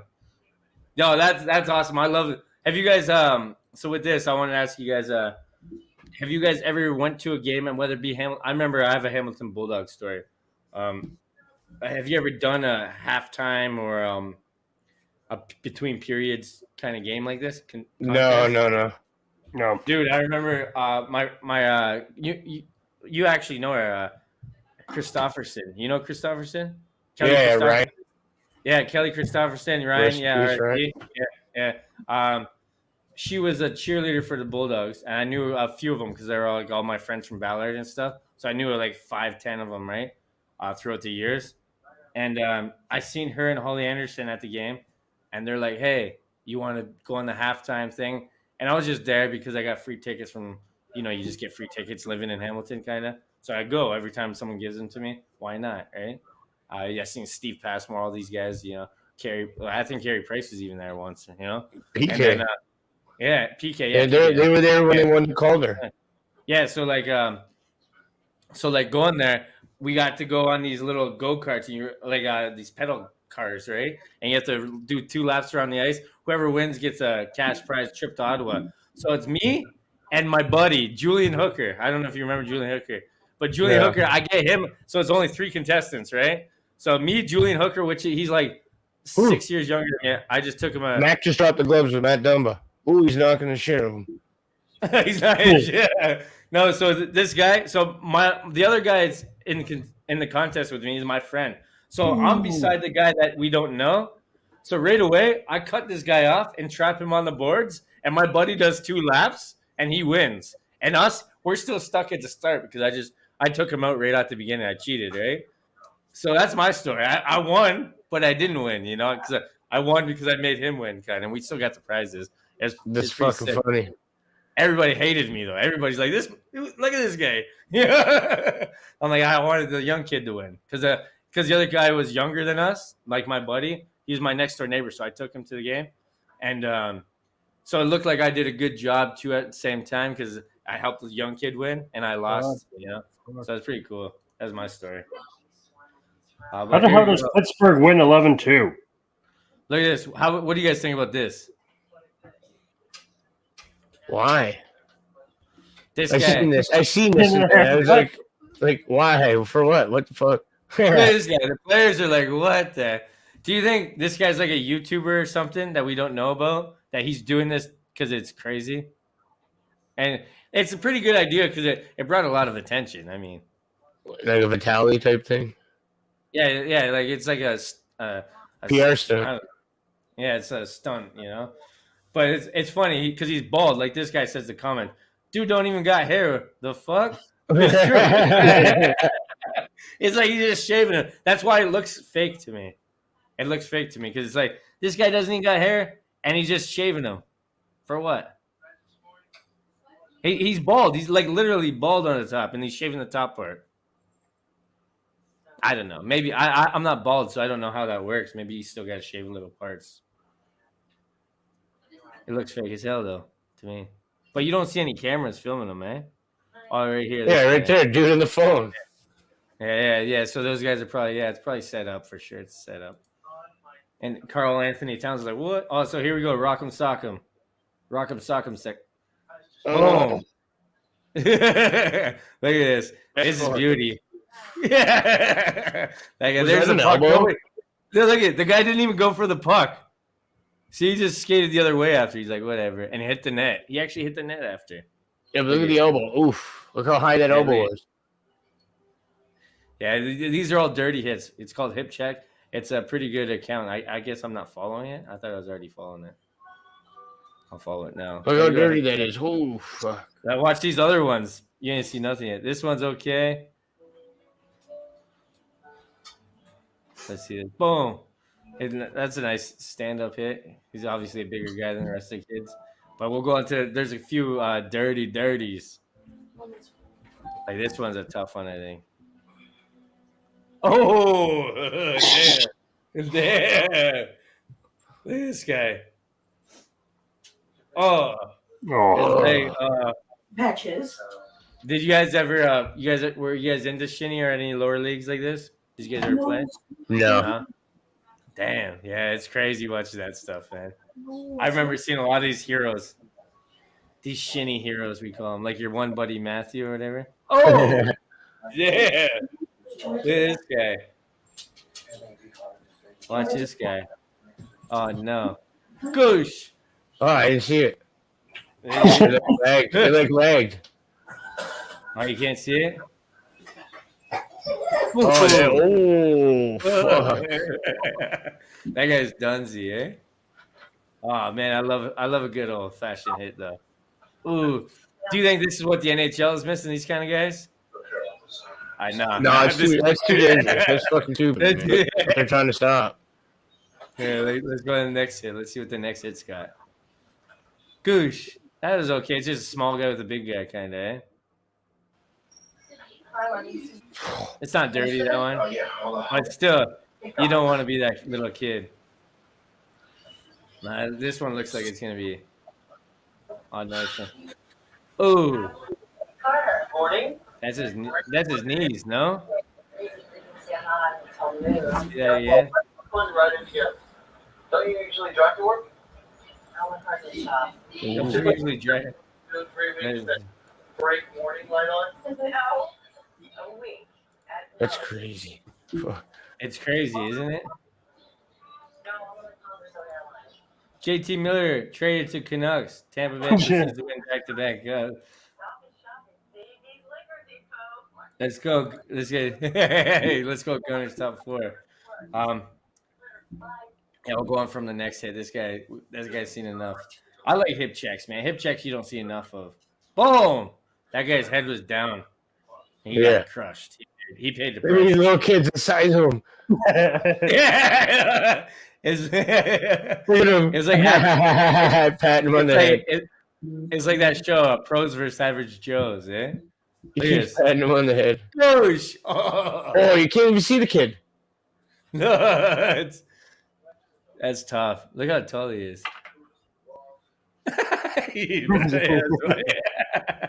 Watch, he does it again. Watch, he does it again. Here, watch. Oh, that's a tough one right there. That's to the head, maybe. There's no other option for that guy to hit him in the head. Oh, I love those kind of hits. Those are nice, eh? Yeah, but you got no leg left. The goosh. I like those ones. Those ones are always nice to watch. Oh, this one, that's a no video. Oh, this one.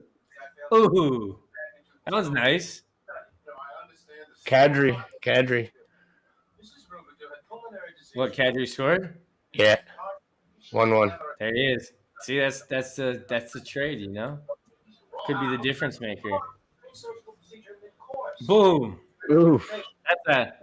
That's a nice clean one, you know? Big clean hit. Yep. Yeah. I think that's when we get into the Toronto thing, this is why we do this, is because the Toronto game is like, maybe we could call up some of these guys. Oh, what the fuck? I didn't even see anything there. Watch. Boof. Oh, yeah, the camera jazz is terrible. Whoever the camera guy is. What the fuck? Let's see this. Look at this. Oh, no. That's a bad one. Look at this guy. This is like clothesline. This guy's been watching wrestling. Oh, man. This guy's a honky tonk, man. Damn. That's a headshot, man. You never want to see a headshot. Oh, like that? Yeah. Oh, yeah, that's dirty. Yeah. That's pure dirt. Clean or dirty, the guy asks. Wow. Keep your head. Yeah. Keep your head up. This guy said never left his feet, so it's clean. It's an elbow. It's a headshot. What do you mean? That was an elbow to the head. Yeah, it's elbow. Even if it's a shoulder to the face, you're not allowed to do that. You know? Damn, that's crazy. This guy. So I guess Backstrom scored, and they got all these free balls. So all the fans, the Capital fans, threw them all on the ice. Look at this. That's all. I miss that stuff. Don't you miss that? The squids and all that stuff. The rats. Yeah, I like that kind of stuff. Celebration. Rats were in Florida, right? Yeah. What's your? I think those were back in like the 90s and 2000s. The early 2000s. Yeah. What do you guys have any memories of that kind of stuff or no? Just those regular teddy bear tosses and stuff at like Yeah. at the Bulldogs You know, games and stuff. I always thought like the hats. I would never toss my hat because I always wore expensive hat. Like Same.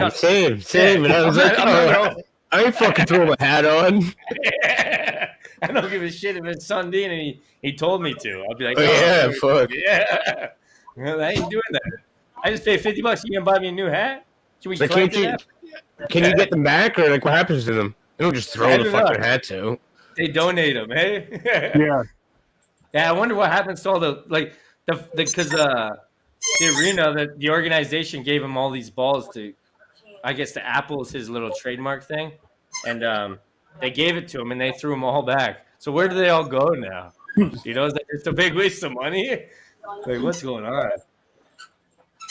You see them all cleaning them up though. It took them a bit to clean them up.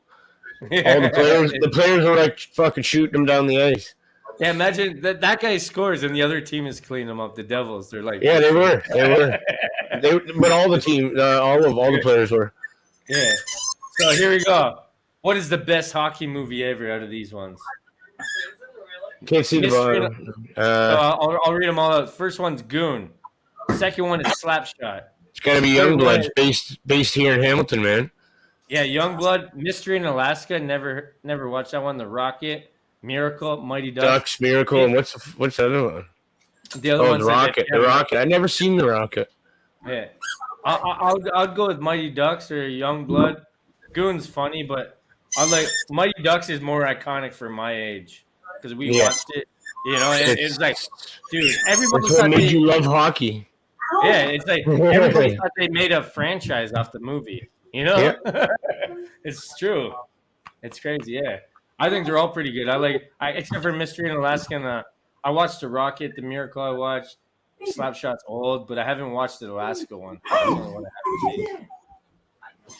happened. Yeah, we just hear Davis's squeaky chew toy. He's chewing on his toy. Yeah. This guy, there he is. He's the goon, eh? He's the goon. Davis and his chew toys. There you go, right? Yeah.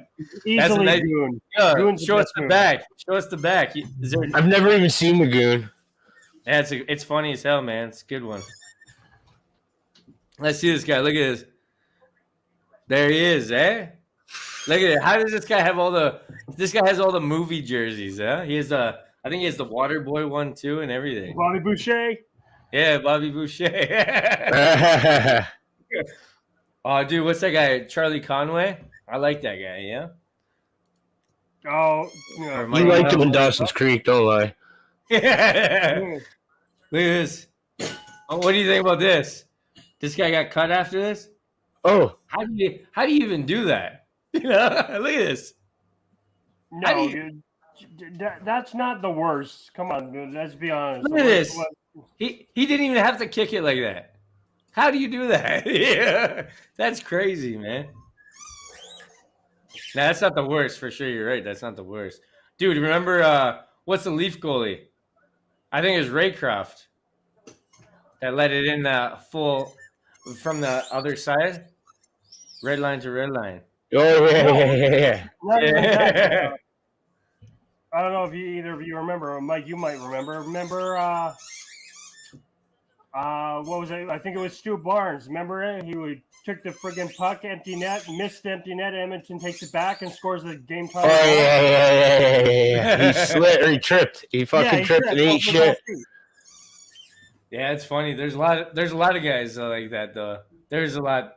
I wish we had a whole compilation of those. Those are funny as hell to watch. Like the Rock'em Sock'em Down Cherry vibes, yeah. Oh damn.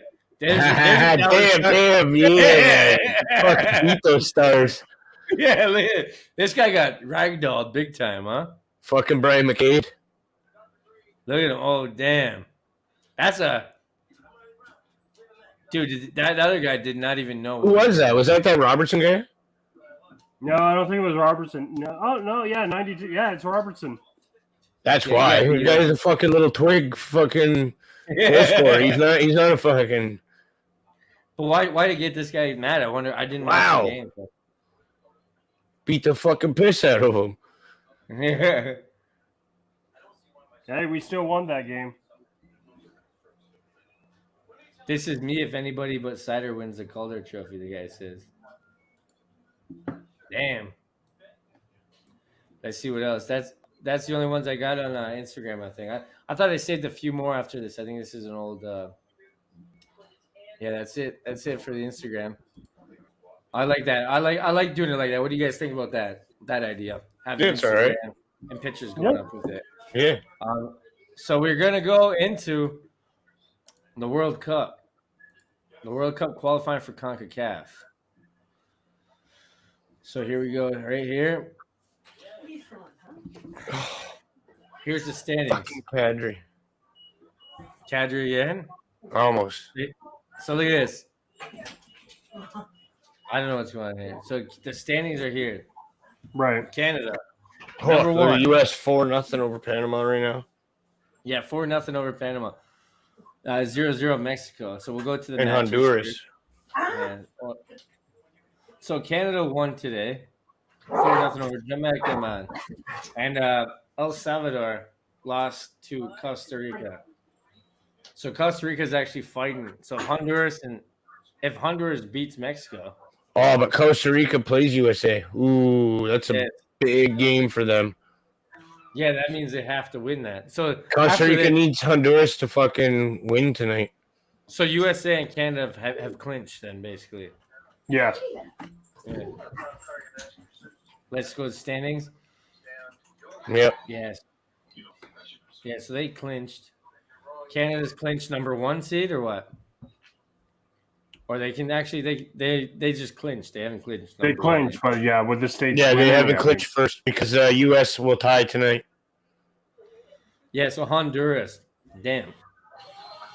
So we can still finish man. second.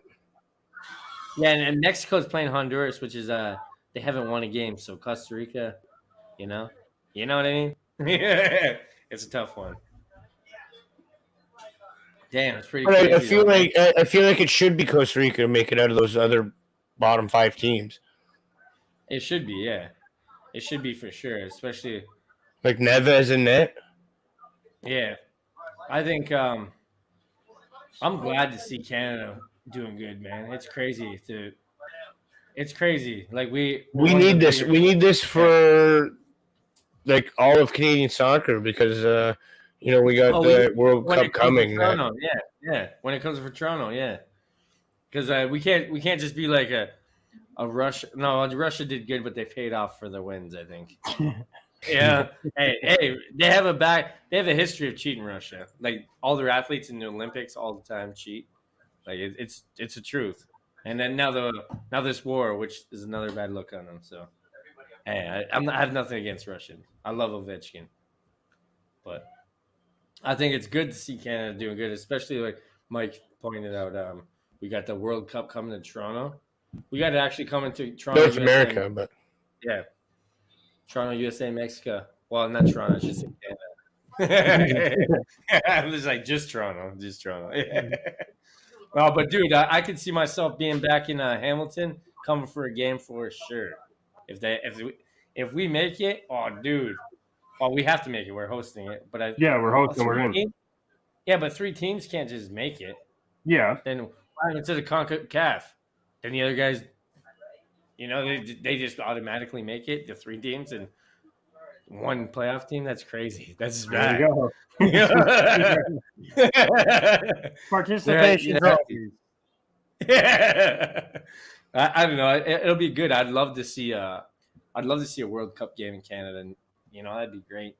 I'll have chances. I'll have so many chances now living in Europe to watch a game, so it's pretty cool. That's a good part, you know, because I get to see all the better teams, like the Germanys, the Spains, the Frances, all them guys. I don't know, but CONCACAF is it's pretty competitive for them, but not. I don't think for the rest of the world, you know. For the rest, once they hit the World Cup, I don't see any of these teams going on a run to the finals, you know. No, it's not gonna happen. I'm just hoping Canada scores their first goal in the World Cup. Yeah, that'd be sick. That'd be sick. Imagine the scene. I think we very well could. Why can't we? I think we could win. I think we could win a game. Why can't we? Yeah. Are you insane? I agree. You don't think we can win one game? In World Cup? Yeah, one game. I don't think we can win a single game in the World Well, Cup. if Canada, USA, Mexico make it, we beat those teams, USA, Mexico. There's no reason. There's other countries that we can't fucking beat. Yeah, but are you going to compare Mexico and USA against teams like Germany and England? No, well, of course not. Fuck. But Germany's gonna go fucking whoop ass and win it. Dude, there's teams like we go to Japan. We play Japan. Australia. Well, Australia's not making it.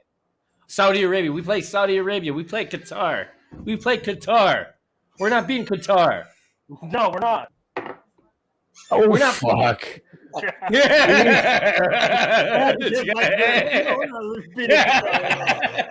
This guy. We're not beating Qatar. No. Yeah, damn. Just because I said it, that's my locket of the week. Canada does not beat Qatar. So let's hear Davis's predictions. Here, give it to us, official. There you go. Canada does not win a game at the World Cup. Damn. I'll even go one thing. I'll give you right now. You heard it here. You can date it. We don't even score a goal at the World Cup. Damn. 5-0 USA. Yeah, 5-0. Yeah, you just seen that just went up 1 goal. Damn.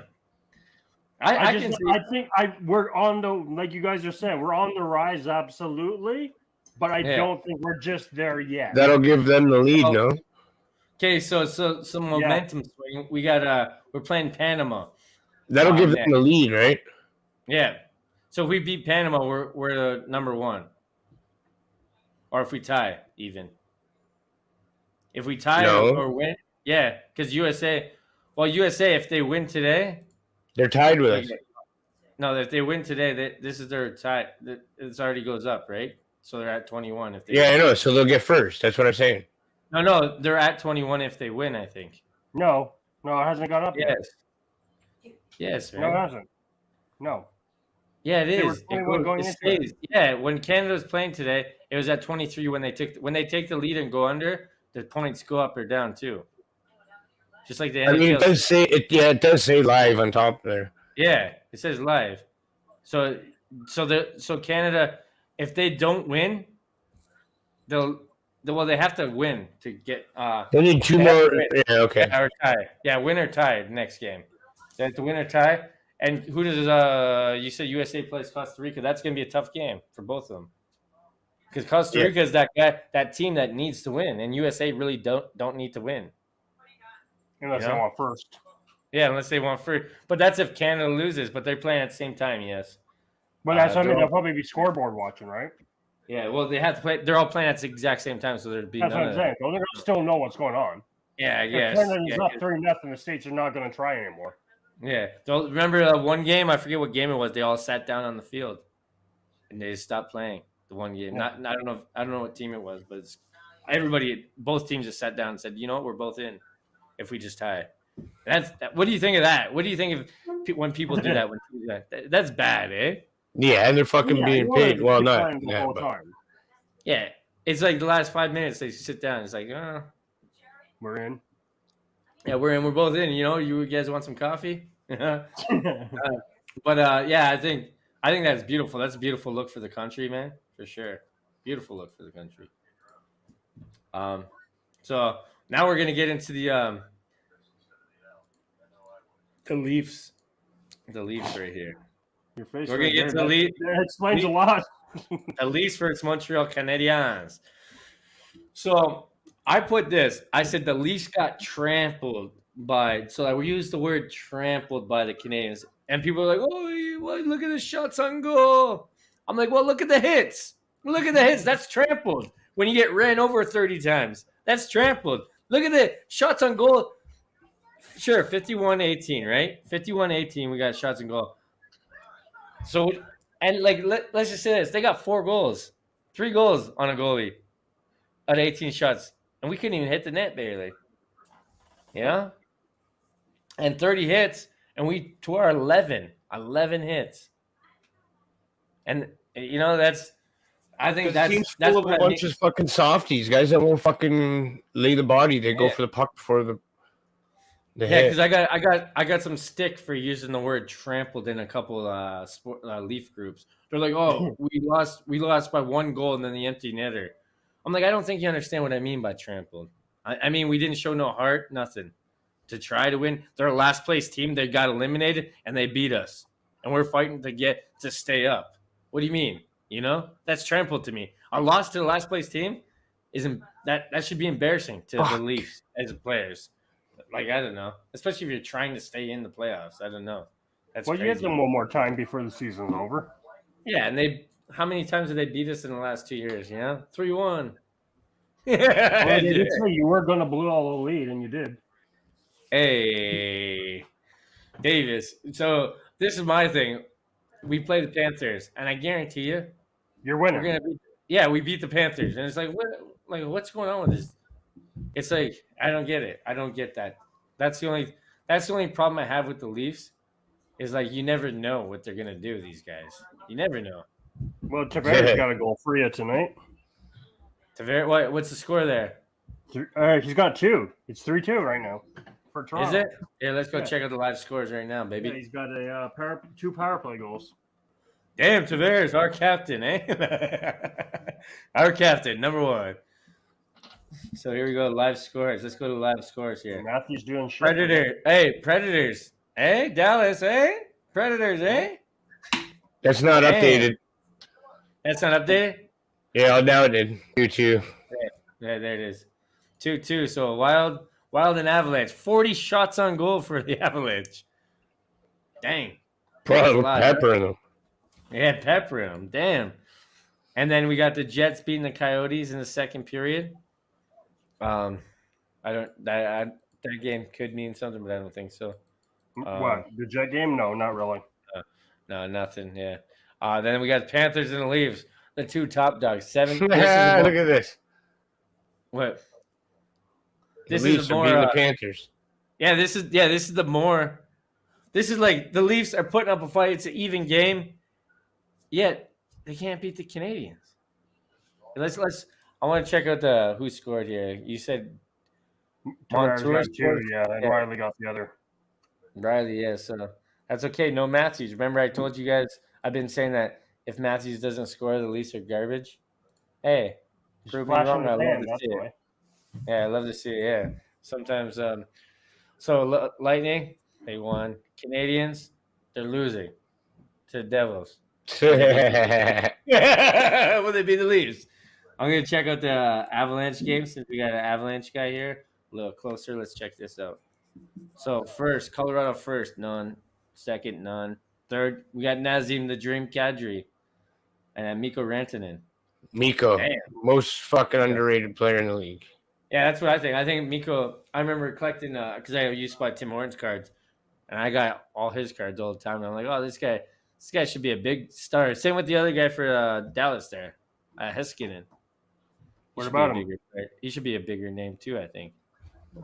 The only thing about Miro Heiskanen is that team's struggling so much that he gets kind of lost. Like if he was on, say, Toronto or, let's even take Makar off Colorado and put Miro there, he'd be more or less, talked about than he is now. Well, I think I agree with that. I think if any player goes to Toronto, they're going to be talked about. Like, look at Michael Bunting. Bunting was not a name. To be fair, too, Bunting is just playing lights out right now. Yeah, that's unfair. To say that about Bunting. Because if he had that kind of because he's been great, no?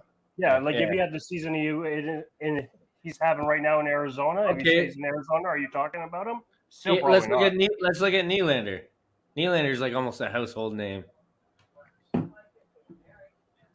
You know, and the guy's what's the guy done? That's what I mean. Fuck That's why off. we're all quiet. What about him? That's what I mean. Exactly. Yeah.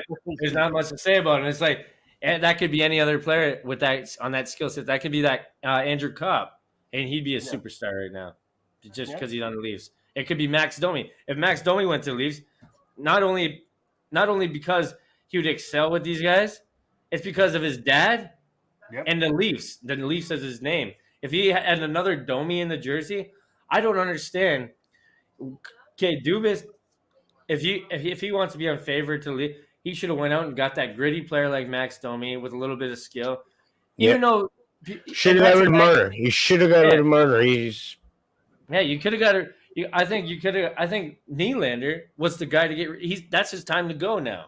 He's the guy with the big. You can still get something for a Nylander or Marner, and you can still get something for these guys. Well, they're hot and decent Marner, fucking two guys anyway.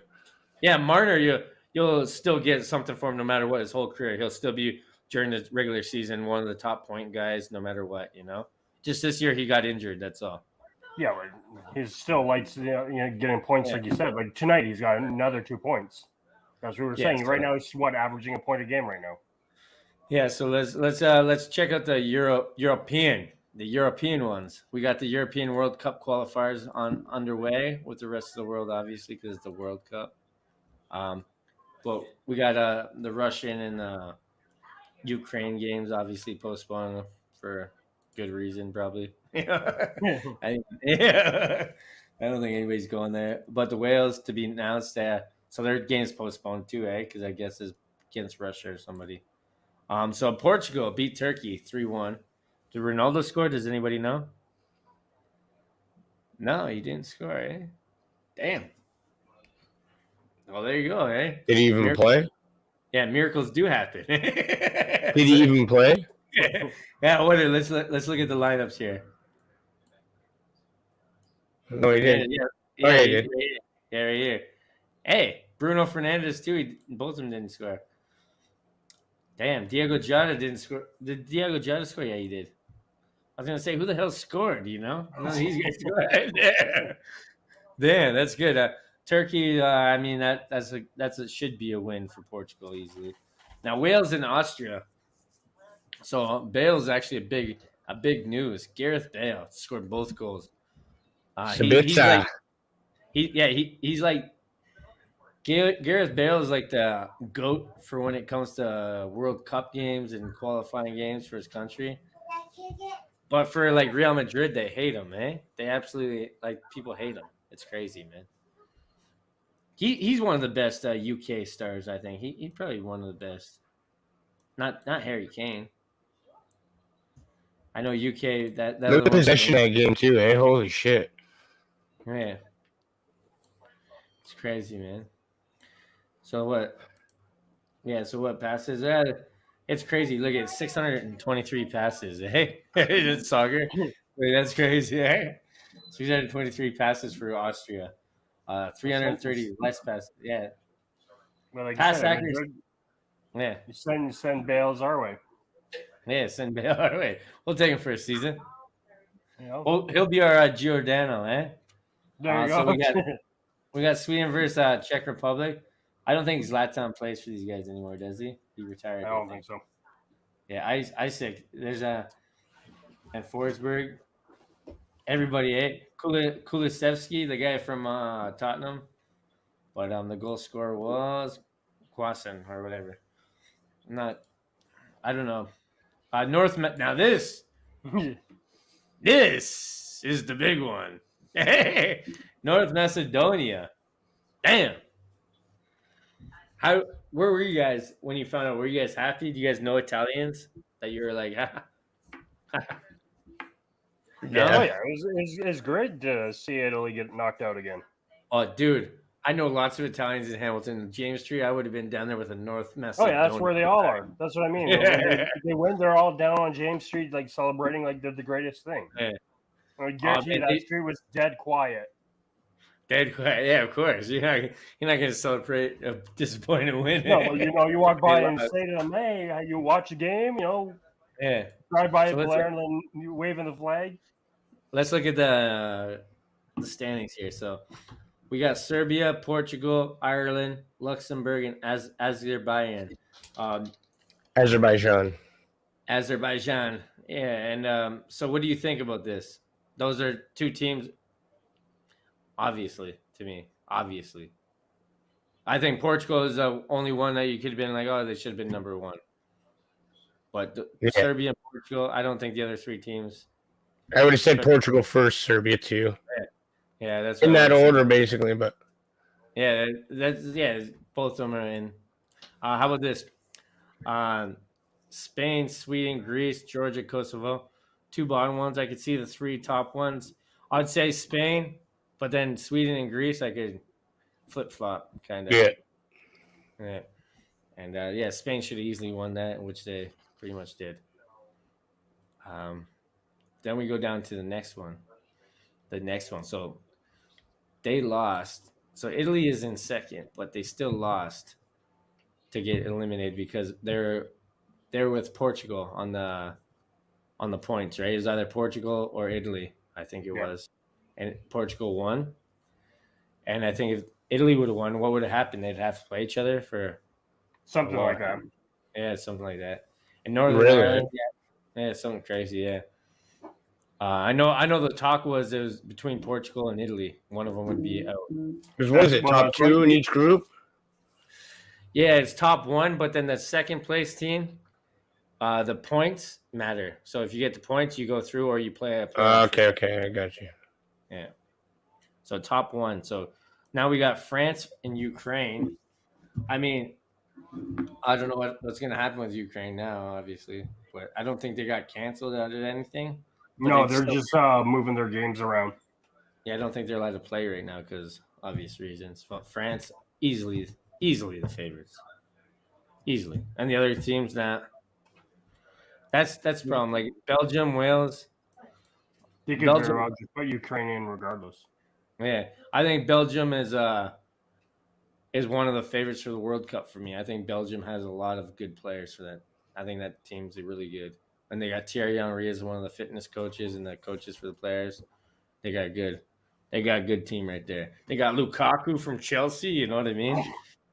Hey, make fun of Lukaku in the English Premier League, but the World Cup is a different tournament, my friends. No, I know. Yeah. And fuck, it's not just Lukaku, man. Belgium's gonna be a hell of a team, man. Lukaku, De Bruyne, Hazard, fucking Let's just take a look at their last game they played was today, right? Against Ireland. So we'll go here and we'll look at the lineups that they have. We're gonna fast forward through the Irish team because who cares? But Mitsu Batshuayi, he used to play for Chelsea or no? Oh, that's that. Yeah, Batshuayi. Yeah.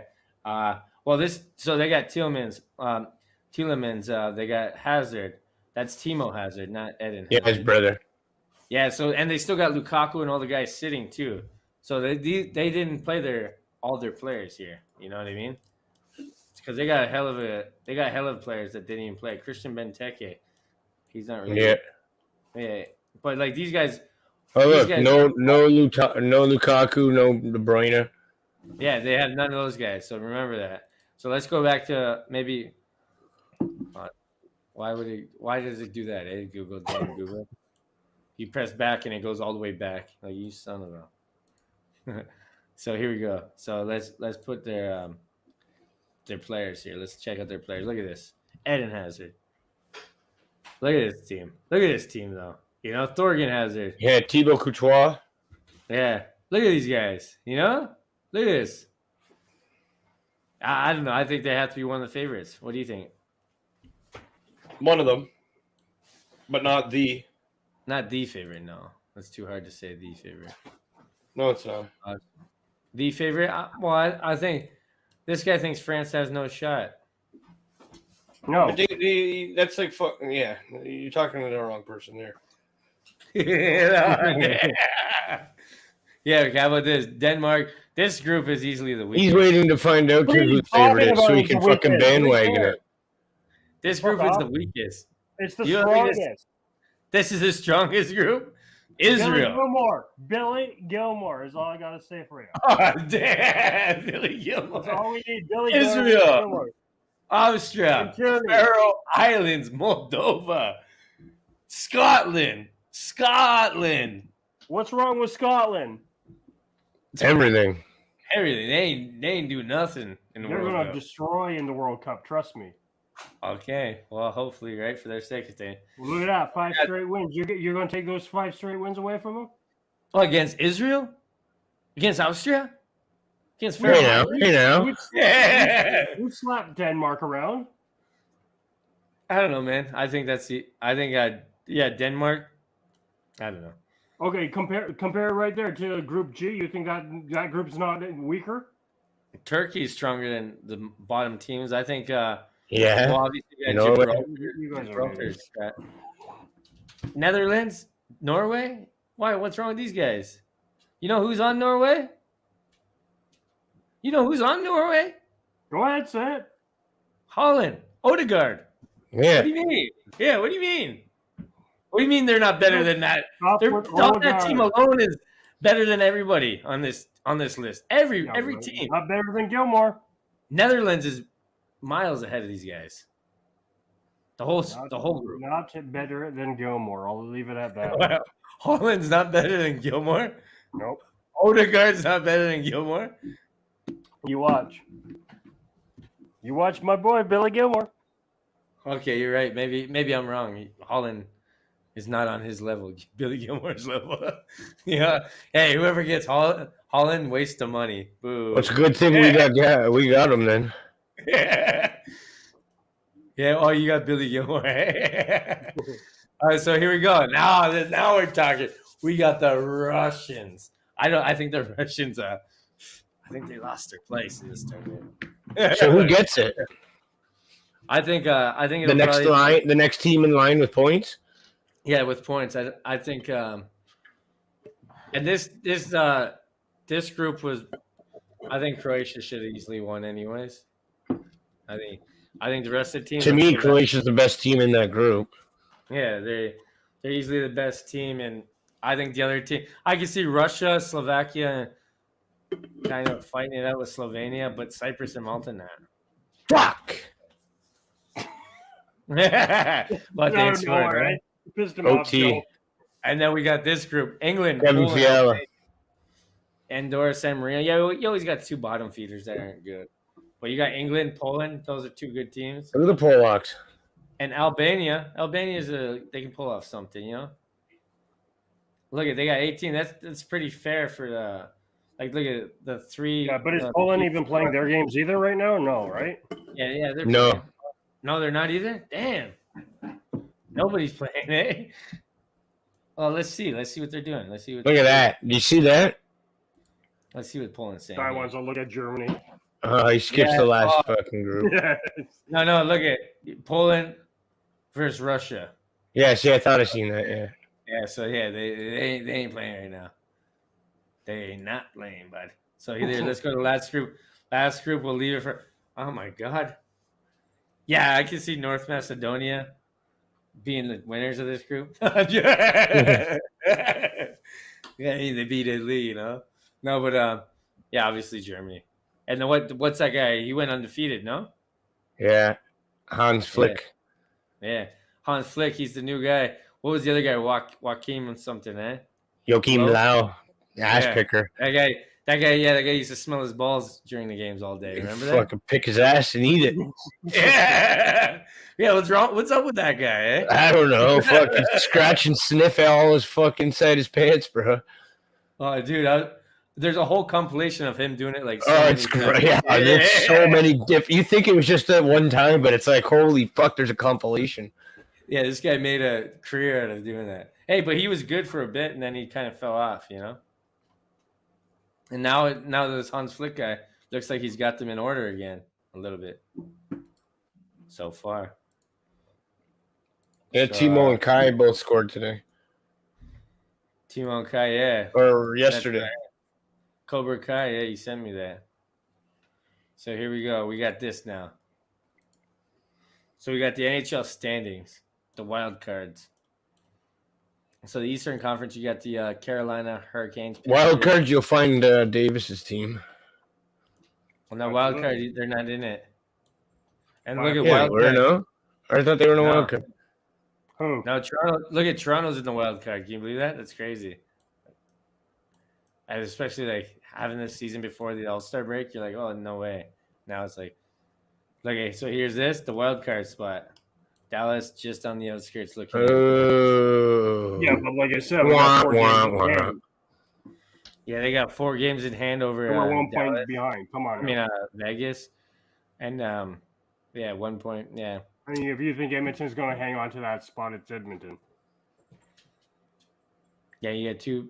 Yeah, Edmonton. Scroll up there a bit. I can see you. What do you want to get all the way up? So Minnesota won in overtime tonight. Minnesota won in overtime tonight. So, yeah, the top 3 are probably staying in each group. Not the Pacific. I don't think Pacific. I think Edmonton falls out. Maybe. What do you think? That's what I said. Edmonton's out. Even St. Louis could. Yeah. Yeah. Yes, St. Louis could, but I think St. Louis is too strong to fall completely out. But Edmonton, they have a game. They have games in hand over all the other teams. You know, it's tough. Yeah, I think Oilers. Would you guys want to see the Oilers fall, or would you rather see Oilers in because of McDavid? I'd rather see the Stars out. Shut up. Ooh. So what? Are you saying that because you're scared to play them in the playoffs? Absolutely, because we may knock. No, I just want to see this guy fucking cry about it. I'm not even worried. Oh, dude, it would be great, eh? If the Leafs made it, he'd be like, "Oh, you just got a participation trophy." Yeah, you know what? I've always wanted to see the Leafs come down to the Avs and Leafs in Stanley Cup, but that's fuck. The Leafs can't fucking get there to do it. Neither can we. So yeah, so it's tough right now. Anyway, you got effort. That's all we're trying. We're trying, Yo, but I would actually. I don't think I'm like the rest of the Leaf fans. I would love to play Boston. I would love to play Boston and just beat them finally. Because they're not the same Boston. They're different now. They're better. What? They're not better. they're not better. They're better. How are they better? They won the cup. When they're what? And this Boston team can easily win the cup. Okay. Are you saying this Boston team isn't built to win a cup right now? No, I can say any of these teams can make a run in the playoffs and go. That's the way the playoffs Except are. for the Rangers.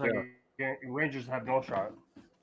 Well, I think the Rangers made too many. I think they made the moves and stuff. They made the moves, right? But I think that's what. And same with the Panthers. I think people that make those moves kind of don't do it usually. They follow Toronto's moves, right? Yeah, like I like Florida. You'd be like after a trade deadline, you're like, oh, they have to be the favorite, and then they just don't do anything. But I don't know. Like Carolina is always a tough team. They're a playoff team, right? Not really. I think so. Yeah. I don't think Mexico scored. You don't think Carolina's a good playoff team? I think they're good in playoffs, man. No, I think the last time they were really good in the playoffs was when they had Cam Ward. I don't know. I think Tampa, Carolina, I could see them. But I think Tampa, they could first round exit. Why not? What's wrong with you? Why? What you think they have an easy chance all the way to the finals or what? Not all the way, but first round easily. I can see them losing first round. If you get Tampa Bay, you're telling me you're going to push Tampa Bay? Yeah, I would. I'm not scared of any of the teams that we're going to play. But I'm not going on the ice either. Right? But hey, but the only team I'd be afraid of is I'd be afraid of Carolina and Pittsburgh. The other team. Well, you don't really have a chance of getting Pittsburgh first round. No, not first round, but I'm saying when we make it our chance to go to the finals. I'm saying we're going. No, that's probably your easiest way to get to the finals. If you get out of the first round, is to play with Pittsburgh. I don't think so. I think Pittsburgh always have a chance of doing I don't know. After the way you friggin' Jerry played last night, 3 goals on 5 shots. Come on, dude. Like you said, you can't base stuff off the regular season. If you're gonna say that, then Marner, McDavid, Matthews, all these guys, what happened in the playoffs. You can't the postseason. I mean, the playoffs. The regular season actually means nothing compared to the playoffs. That's what a lot of people believe, though. A lot of people means you can be the best team all the way from start of the regular season to the end of it, but come playoffs, that means jack, you know. And that's it, eh? But that's all I have actually. 1-0 That's all Mexico. That's all I have for today. That was a 3-hour hitter. Right One, there. eh? Not Yeah, bad what do you for guys think of that? doing it without our topics in front of us. Yeah, we didn't do the topics this time. It was a little different. I felt like it was nice. I didn't have time to sit there and write them all and type them all. Well, it's not easy. That's better though. It's more like on the fly. Yeah, and it's kind of, but sometimes it's like a good mixture of both, you know. Yeah. Because when we think of it's hard to think of topics each week, you know. It Well, is, that's what I but said to it is. you. Yeah. Especially think about this when the summer comes. How hard is it going to be thinking of topics? You know, Not hard. We're gonna have to be talking about baseball. Fuck Formula One, bro. Watch fucking Drive to Survive, and then fucking get into fucking Formula One. Dude, I don't even know any of this. First. Oh, I want to say this to everybody. Yeah, join our Facebook group, Dumb Jock Sportscast. It's pretty fun in there. Everybody has banter, makes fun of Chirp each other. your shit. That's it. Yeah, just chirp and say whatever, man. Some people we don't. This bandwagon Larry. Yeah, you'll know Davis. He's bandwagon Larry in the group. Oh, Yeah. Yeah, but I don't know. It's usually a fun time. Everybody's in there. Maybe we'll get into the whole pools and stuff for like soccer and football, the NFL, and these kind of pools. I think that'd be a fun idea. Definitely have to do a World Cup one. Yeah, we definitely should do a World Cup one for sure. Yep. I think come August we should do an English Premier League one easily. It's around the corner, basically, the new season. I know this one hasn't ended yet, but it's basically yeah. I like the soccer pools. NFL, I'll be honest, I don't know too much about it, so it's hard for me to sit there and pick positions. I don't know who even plays positions like that. What positions are what players, but hey, Nice sitting here eating pepperonis. Pepperoni, eh? Yo, dude, pepperonis, we don't got those in other countries. See ya. Yeah, but pepperonis, yeah, we don't got those over here. Or beef jerky. The land of the beef. Argentina is known to have the most beef and the best beef, yet there's no we don't got beef jerky. Yeah, they said they would never do that to beef. They cook it and make it nice, you know? No, they don't put toppings on there or nothing. They just like it nice meat, and it's beautiful. It's a burger, and there you go. Oh, dude, well, since coming here, I remember I was like a little bit thinner in Croatia. Like walking here, the beer and the beef are so cheap, man. I've been like boom, boom, boom, boom, boom. These titties, you know, I got titties now. It's hard though, man. It was like, think about it, like you can buy steaks here, like big ass steaks, for what, $3? You know, big steaks, like big top sirloin steaks. You know, you can't do that in Canada. What would you be eating? Steak and stuff, yeah? That's how I feel. Fucking steaks like $15 to $35 a steak. Oh, Yeah, yeah, it's like bologna maybe in Canada now. That's that's a delicatessen. I don't know, but that was a fun episode. I think that's it for today. You guys got work tomorrow, I imagine. And I got a family to attend to. Mike has a family, but I think his kids are in the bedtime now, eh? No, not yet. That's why I gotta get going now. I gotta go fucking sleep. So, all right, I'll talk to you guys later. All right. All right, peace.